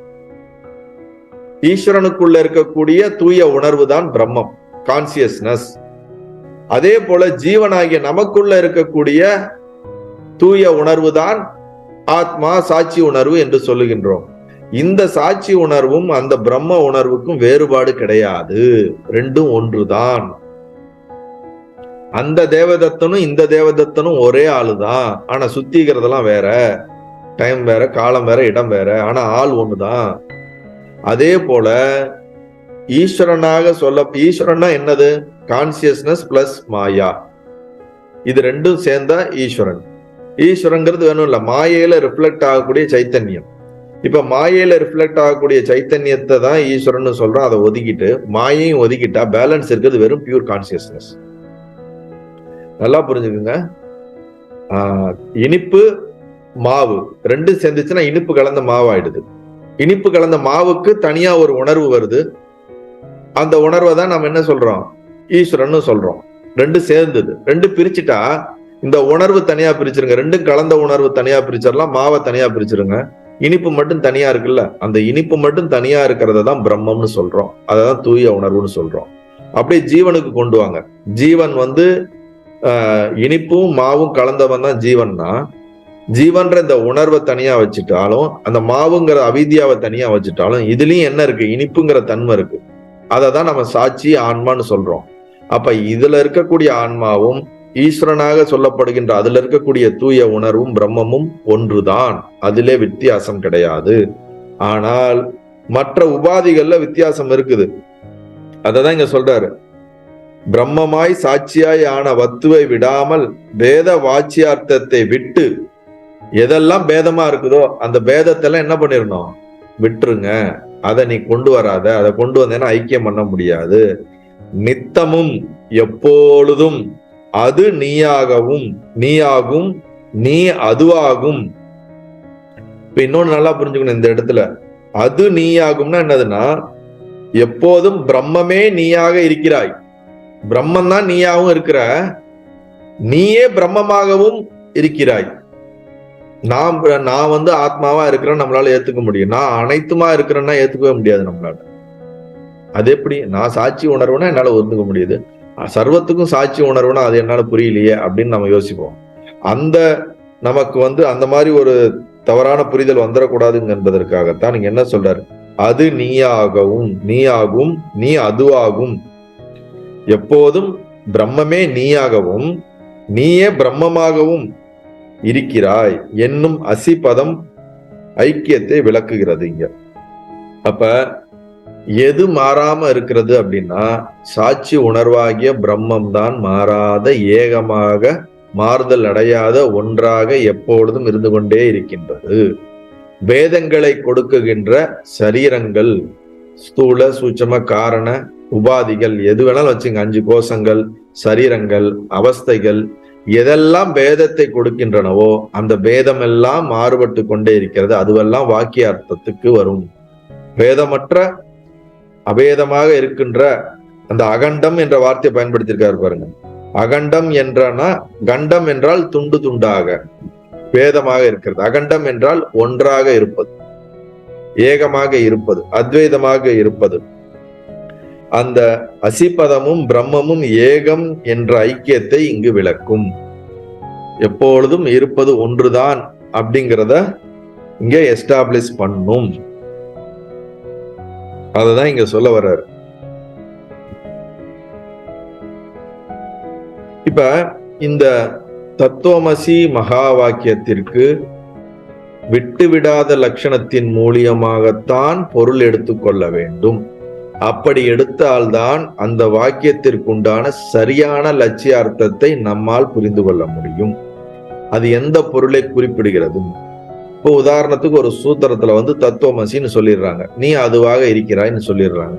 இப்ப இந்த லட்சணம் புரியாத ஒரு ஆள் என்ன நினைச்சுக்குவான்? நீ அதுவாக இருக்கிறாய்னா இப்ப ஈஸ்வரன் நானும் ஒன்னா, ஈஸ்வரன் நானும் எப்படி ஒன்னா இருக்க முடியும்? எனக்கு நாளைக்கு என்ன நடக்குதுன்னே தெரியாது, ஈஸ்வரனுக்கு எல்லாமே தெரியுமே, அவரு தானே எல்லாத்தையும் படைச்சாரு, காப்புக்கிறாரு, அழிக்கிறாரு, ஆனா எனக்கு ஒண்ணுமே தெரியாதே நம்ம சொல்லுவோம். அப்ப அந்த மாதிரி பொருள் இங்க எடுத்துக்க கூடாது. அதுக்குத்தான் இதெல்லாம் முறைப்படி நம்ம யாருக்கிட்டையாவது கேட்டு படிச்சு புரிஞ்சு அதுல இருந்து அர்த்தம் புரிஞ்சுக்கிட்டா மட்டும்தான் நாம இதுல சரியா எடுத்துக்க முடியும். இல்லாட்டி என்றால் தவறான அர்த்தங்களை எடுத்துக்கொள்வோம். அடுத்த பாடல் பார்ப்போம். பாடல் 75.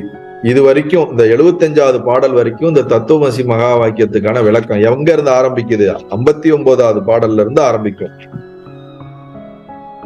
59வது பாடல் பூஜ்ய ஈசன் அப்படின்னு ஆரம்பிச்சிருக்கும் பாருங்க. பூஜ்ய ஈசன் ஜீவன் புகழ்பதம் இரண்டிற்கும் வாச்சியம் லட்சியம் மலமிலா பிரம்மம் ஆன்மா காட்சிய பாலில் நெய் போல் கலந்து ஒன்றாம் கடைந்து எடுக்கும் ஆட்சியம் என்ன உன்னை நீ அறிந்து புரிந்து கொள்ளே அப்படின்னு 59வது பாடல்ல இருந்து இந்த 75வது பாடல் வரைக்கும் வெறும் தத்துவமசி விசாரத்தை தான் அவர் எக்ஸ்பிளைன் பண்ணிட்டு இருக்காரு. அதற்குத்தான் நிறைய உதாரணங்களை கொடுத்து எக்ஸ்பிளைன் பண்ணி நமக்கு கொடுத்துட்டே இருக்கிறார். இந்த 10 ஆட்கள் 10வது ஆள் யாருங்கிறது, இந்த மாதிரி நிறைய சொல்லியிருக்காரு. இந்த இனிப்பு பணியாரத்தின் மூலியமா சொல்லியிருக்காரு. இந்த லட்சணங்களை எப்படி எடுத்துக்கணும் சொல்லியிருக்காரு. இப்ப கடைசியா அவர் கொடுக்கிற விளக்கமும் இப்ப பார்க்க போறோம். கடல் நீரில் போட்டிருக்குது, அதை இல்ல எடுத்துடும். நீரில் தான் அது படிக்கும்போது கரெக்டா படிக்கணும். பிரிண்டிங் மிஸ்டேக்னு நினைக்கிறேன். பாடல் 75. நீரில் மேக நீரில் கண்டவான் இரண்டும் பொய்யே, குடவானும் பெரியவானும் கூடி ஒன்று ஆம் எப்போதும், இடமான பிரம்மம் சாட்சி இரண்டும் எப்போதும், ஏகம் திடமாக ஸ்வா அனுபூதி சிவோகம் என்று இருந்திடாயே. இங்கதான் அபியாசத்தை பத்தி சொல்றாரு, எப்படிப்பட்ட அபியாசம் செய்யணுங்கிறது.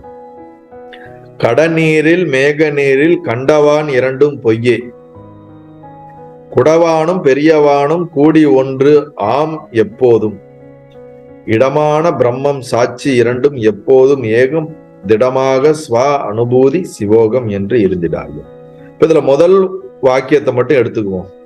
கடநீரில் மேக நீரில் கண்டவான் இரண்டும் பொய்யே. இதுதான் அந்த வார்த்தைக்கான அர்த்தம். என்ன பாக்குறோம்னா, கடன்னா ஒரு பாத்திரம், மண் பாத்திரம், கடம். கடத்துல நீர் இருக்கிறது. மேக நீர், மேகம் இருக்கிறது, வானத்துல இருக்க மேகம், மேகத்துல நீர் இருக்கிறது என்பது அனுமானம். மேகத்துல இருந்து தான் மழை பெய்யுது, அதுக்கு மேலங்கிறது பெய்யறது இல்ல. மேகத்துல மழை பெய்யுதுன்னா என்ன அர்த்தம்?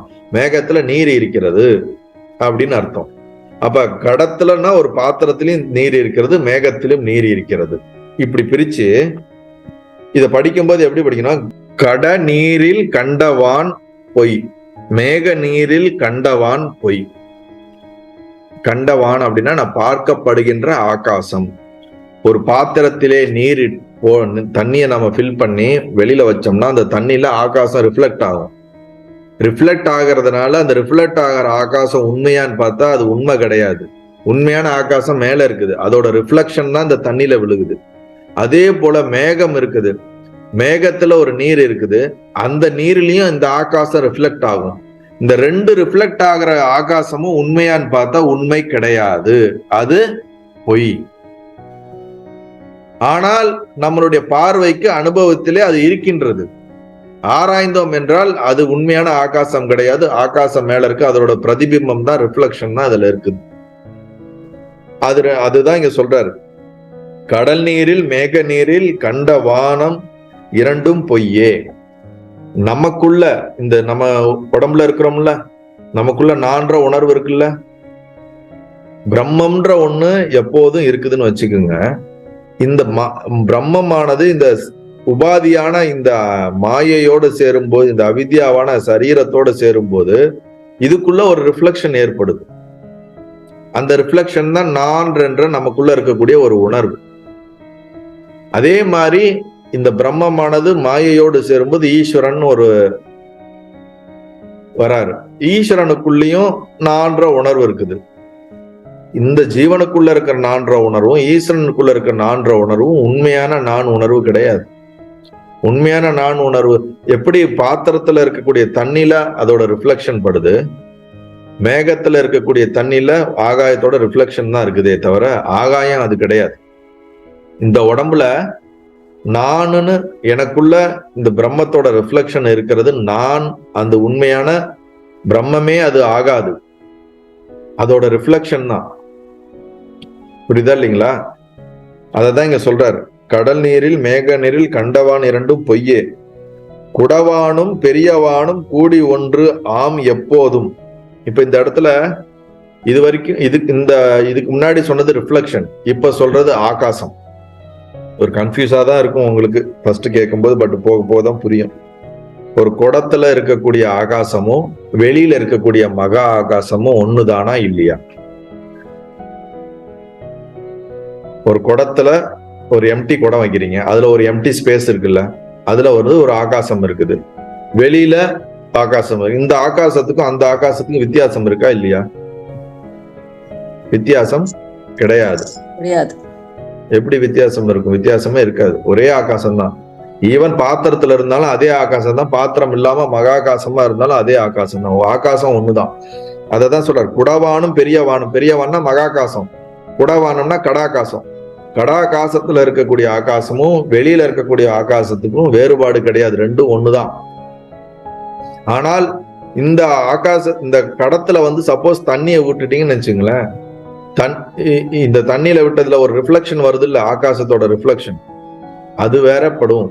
அததான் இங்க போன உதாரணத்துக்கு இந்த உதாரணத்துக்கு வித்தியாசம் தான். இது எக்ஸாக்டா ஆகாசம் வந்து அந்த ஸ்பேஸை ஃபுல்லா ஆக்குபை பண்ணிது, உடஞ்சிச்சுன்னா அதோட கலந்துருது, வித்தியாசம் கிடையாது. அததான் இங்க சொல்றாரு, இடமான பிரம்மம் சாட்சி இரண்டும் எப்போதும் ஏகம். நீ பிரம்மன்னு சொல்லு இல்ல சாட்சின்னு சொல்லு, ரெண்டும் ஒண்ணுதான். இந்த உடம்புக்குள்ள இருக்கக்கூடிய ஆத்மாவை சாட்சின்னு சொல்றோம். இந்த மொத்தமா இருக்கக்கூடிய இதுல எது இருக்குதோ அதை பிரம்மம்னு சொல்றோம், ரெண்டும் ஒண்ணுதான். ஆத்மான்னு இந்த உடம்புல இருக்கிற சொல்றதும் வெளியில இருக்கக்கூடிய பிரம்மத்தை சொல்றதும் ஒன்றுதான். திடமாக இது உனக்கு ரொம்ப ஆழமா திடமாகணும். ஸ்வ அனுபூதி சிவோகம் என்று இருந்திடாயே. சிவோகம் அப்படின்னா சிவமே நான் என்று நீ அபியாசம் செய்து அதுவாக இருந்து விடுவாய். இதற்கான அர்த்தத்தை படிச்சா உங்களுக்கு புரியும். கட ஜலத்தில் தோன்றும் பிரதிபிம்ப ஆகாசமும் மேக ஜலத்தில் பிரதிபிம்பமாக தோன்றும் ஆகாசமும் மகா ஆகாசமும் எப்போதும் பேதமின்றி ஒன்றே ஆகும். அதுபோல சர்வ வியாபகமாய் பிரம்மமும் சாட்சியும் ஆகிய இரண்டும் எப்போதும் ஒன்றே ஆகும். இந்த ஐக்கிய அனுபவம் திடமாகும் பொருட்டு பிரம்மமே நான், நானே பிரம்மம் என்ற அபியாசம் செய்து பிரம்ம அனுபவத்தில் நிலை பெற்று இருப்பாயாக. இங்கதான் தியான டெக்னிக் தரார், அபியாச டெக்னிக். நான் சிவமாக இருக்கின்றேன், சிவம்னா வேற ஒண்ணும் இல்ல, சாட்சி உணர்வான பிரம்மமாக இருக்கின்றேன் அப்படின்னு நீ உன்னையே நீ வந்து கான்டம்ப்ளேட் பண்ணி நிதித்தியாசனம் செய்து நீ அந்த உணர்விலே நிலை பெற்று இருப்பாயாக அப்படின்னு சொல்லி இந்த தத்துவமசி மெகா வாக்கியத்தை இங்க வந்து இந்த பாடலோட நிறைவு செய்கிறார். புரிஞ்சுக்க வேண்டியது என்னன்னா, பிரம்மம் என்று சொன்னாலும் சாட்சி என்று சொன்னாலும் ஆத்மா என்று சொன்னாலும் எல்லாம் ஒரே சொல், வெவ்வேறு சொல், ஆனால் ஒரே அர்த்தத்தை குறிக்கின்றன. முதல் விஷயம், இந்த சரீரத்துக்குள்ள நம்ம சொல்லும் போது சாட்சிய உணர்வுன்னு சொல்றோம், பிரம்மாண்டத்துல இந்த அண்டத்துல சொல்லும் பொழுது பிரம்மம்னு சொல்றோம். அவ்வளவுதான் பதங்கள்ல வித்தியாசம். அதுக்குதான் ஒரு எக்ஸாம்பிள் சொன்னாரு. குடத்துல இருக்க ஆகாசமும் வெளியில இருக்க ஆகாசமும் வேறுபாடு கிடையாது. இந்த உடம்புல இருக்கக்கூடிய சாட்சி உணர்வும் பிரம்மாண்டத்தோட சாட்சி உணர்வுக்கும் வித்தியாசம் கிடையாது, ரெண்டும் ஒரே சாட்சி தான், அதுக்கு இதுக்கு வித்தியாசம் கிடையாது. அததான் இந்த ஆகாசத்துல இருந்து காட்டுறாரு. அந்த குடத்திலையும் பெரிய மகாகாசத்திலையும் எந்த வித்தியாசம் இல்லைங்கிறது. அப்ப இது இரண்டும் ஒன்றுதான் அப்படிங்கிறத புரிஞ்சு நான் அதுவாக இருக்கின்றேன், எதுவாக, பிரம்மமாக இருக்கின்றேன், சிவமாக இருக்கின்றேன். சிவம் என்றாலும் இந்த இடத்துல வந்து பிரம்மத்தை குறிக்கின்றது. சிவோகம் என்று அந்த சத்தியத்தை நீ உனக்குள்ளே திடமாக அப்ரோக்ஷமாக உனக்குள்ளே உணர்ந்து கான்டம்ப்ளேட் செய்து அல்லது அது அபியாசத்தை செய்து அதுவாக இருப்பாய் என்று இங்க சீடனுக்கு ஆசீர்வாதம் செய்து இந்த பாடலை நிறைவு செய்கின்றார். இங்க இப்ப நான் பிரம்மமாக இருக்கின்றேன் அப்படின்னு ஒரு வார்த்தை நமக்குள்ள ஒரு மனசுல உற்பத்தி பண்றோம்னு வச்சுங்களேன், அதற்கான அர்த்தம் எப்படி எடுத்துக்கொள்ள வேண்டும்? நமக்கு ஜென்ரலா எப்படி வரும்? நான் எப்படிங்க பிரம்மமா இருக்க முடியும் அப்படின்னா, நீ பிரம்மமா இருக்கவே முடியாது. நீ உன சரீரத்தோட ஒப்பிட்டு வச்சுட்டு பார்த்தீங்கன்னா நீ பிரம்மமா இருக்க முடியாது. சரீரத்தை எல்லாம் நேர்த்தி பண்ணிட்டு நீ தூய கான்சியஸா பார்த்தேன்னா நீ அது ஒண்ணுதான். இப்ப ஸ்பிரிச்சுவல் பிராக்டிஸோ ஞானமோ இதெல்லாம் எங்க நடக்க போகுதுன்னா, இந்த இடத்துல இருந்து அந்த இடத்துக்கு ஷிஃப்ட் ஆகிறோமா இல்லையாங்கிறதுலதான் இருக்கு. நாம ரெகுலரா நம்மள என்னவா நினைச்சுக்கிட்டு இருக்கோம்? சரீரமான ஒரு ஜீவனான ஒரு சாதாரண ஒரு ஜீவனா நினைச்சுக்கிட்டு இருப்போம். உபாதிக நம்மளுடைய எல்லாம் சேர்ந்த விஷயமா நம்ம நினைச்சுக்கிட்டு இருக்கோம். இப்ப மற்ற விஷயத்தெல்லாம் விட்டுட்டா நேச்சுரலா நம்ம தூய உணர்வாக இருக்கக்கூடிய சாட்சி உணர்வாக நம்மளை நினைப்போம். இப்ப அனாத்மாவான விஷயங்களை தியாகம் பண்றதுதான் நம்ம செய்யணுமே தவிர, அதை தியாகம் பண்ணாலே ஆத்மாவாக நீங்க இருப்பீர்கள். எதுவெல்லாம் நீங்கள் அனாத்மாவான விஷயங்களோ அதை தியாகம் செய்ய வேண்டும், அதை விட வேண்டும், அதை நேர்த்தி செய்ய வேண்டும். இதத்தான் என்ன ஒரு பிராக்டிஸா சொல்றாரு, அபியாசம் பண்ண சொல்றாரு. நான் அதுவாக இருக்கிறேன், நான் அதுவாக இருக்கிறேன், பிரம்மமாக இருக்கிறேன் என்று மீண்டும் மீண்டும் அபியாசம் செய்ய செய்ய அனாத்மாவான விஷயங்கள் நம்மை விட்டு விலகும், தூரம் செல்லும். இது ஒரு தியான முறை.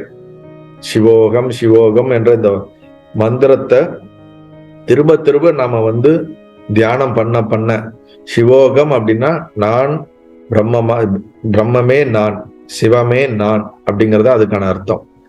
இதை நம்ம காண்டம்ப்ளேட் பண்ண அதோட அர்த்தத்தை நாம காண்டம்ப்ளேட் பண்ண நாம் சிவமில்லாத மற்ற விஷயங்களை எல்லாம் நேர்த்தி பண்ணி கொண்டே வருவோம் என்பதுதான் இந்த டெக்னிக்கோடைய விளக்கம். இப்ப இன்னைக்கு நம்ம பார்த்தோம் என்றால் கிளாஸ்ல என்னென்னலாம் பார்த்திருக்கோம், நிறைய விஷயம் பார்த்திருக்கோம், கன்ஃபியூஸ் ஆயிடக்கூடாது. 3 லட்சணங்களை பார்த்திருக்கிறோம். இந்த லட்சணங்கள் எதுக்குன்னா, ஏன் தத்துவமசி மகா வாக்கியத்துக்கு வெறும் பிரம்மத்தையும் சாட்சி உணர்வையும் எடுத்துக்கிறீங்க, மற்றதை விட்டுறீங்கிறதுக்கு சொல்றதுக்கு தான். நீ விட்டு விடாத லட்சணத்தின் அடிப்படையில தான் இதுக்கு பொருள் கொள்ள வேண்டும் என்று நமக்கு சொல்றாங்க. சரி, அப்ப வெறும் விட்டு விடாத லட்சணத்தை மட்டும் நமக்கு எக்ஸ்பிளைன் பண்ணிருக்கலாமேன்னு பார்த்தா அதோட சேர்ந்து இருக்கிற ரெண்டையும் சொல்லி நமக்கு புரிய வைக்கிறாங்க. விட்ட லட்சணம், விடாத லட்சணம்.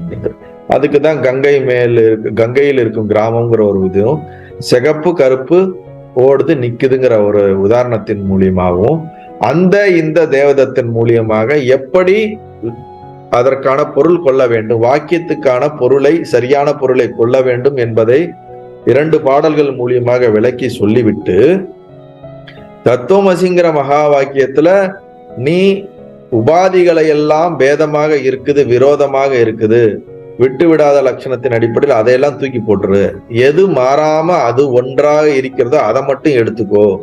அதை அப்ப என்ன சொல்ற, பிரம்மமும் சாட்சியும் எடுத்துக்கணுங்கிறத அதை சொல்லி இதெல்லாம் எக்ஸ்பிளைன் பண்றாரு.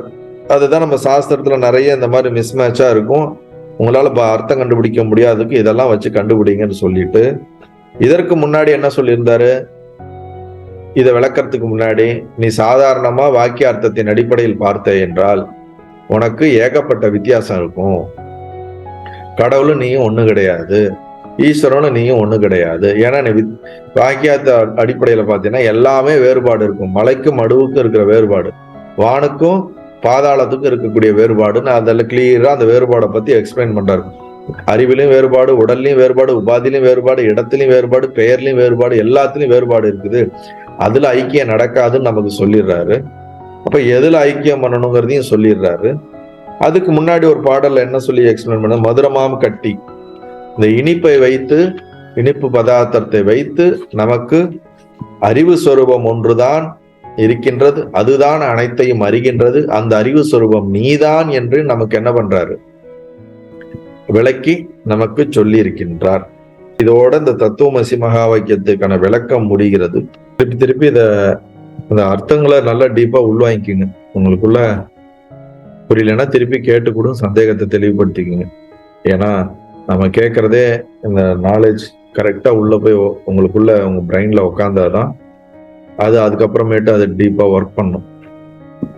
ஜென்ரலா நம்ம ஒரு விஷயம் மட்டும், தத்துவமசி நம்மளும் ஈஸ்வரனும் ஒண்ணுங்கிறதுல மட்டும் ஒரு கிளாரிபிகேஷன் என்னன்னா, மற்றவங்க ஜென்ரலா வெளி உலகத்துல பேசுனீங்கன்னா சண்டைக்கு வந்துருவாங்க. நீனும் ஈஸ்வரனும் எப்படி ஒன்னாவ, நீ எப்படி கடவுளும் ஒன்னாவன்னு சண்டைக்கு வந்துருவாங்க. அதனால அவங்க சொல்ற ஆங்கிள் உபாதிகளோட சேர்த்து அவங்க சண்டைக்கு வருவாங்க. நம்ம அந்த உபாதிகளோட சேர்த்து நீங்க சொல்றது நாங்களும் ஒத்துக்கிறோங்க, அது ஒண்ணே ஆகாது, அதுல எந்த தப்பும் இல்லை, துவைத்தம் சொல்றதும் கரெக்டு தான். உபாதிகளோட சேர்த்தா ஈஸ்வரனும் ஜீவனும் ஒன்னாக முடியாது, பரமாத்மாவும் ஜீவாத்மாவும் ஒன்னாக முடியாது. ஒன்லி த கான்சியஸ் அப்படிங்கிற அந்த பாயிண்ட், அந்த டைமென்ஷன்ல மட்டும்தான் both are same. Other then all என்னது டிஃபரன்ஸ் இருக்கு. அதர் தென் ஆல் எல்லாமே மாயா அப்படிங்கறதுல கொண்டு இட் இஸ் இல்லூஷன் சொல்லி ஃபைனலா அதெல்லாம் நேர்த்தி பண்ணா இருக்கிறது இது மட்டும்தானே தவிர வேற எதுவுமே கிடையாதுங்கிறது தான் ஃபைனல் எஸ்டாப்ளிஷ்மெண்ட் நடக்கும். அதை தான் நம்ம உண்மையான ஒரு புரிதல். அதை அடுத்த வகுப்புல நம்ம அதை கண்டினியூ பண்ணுவோம். நல்லது.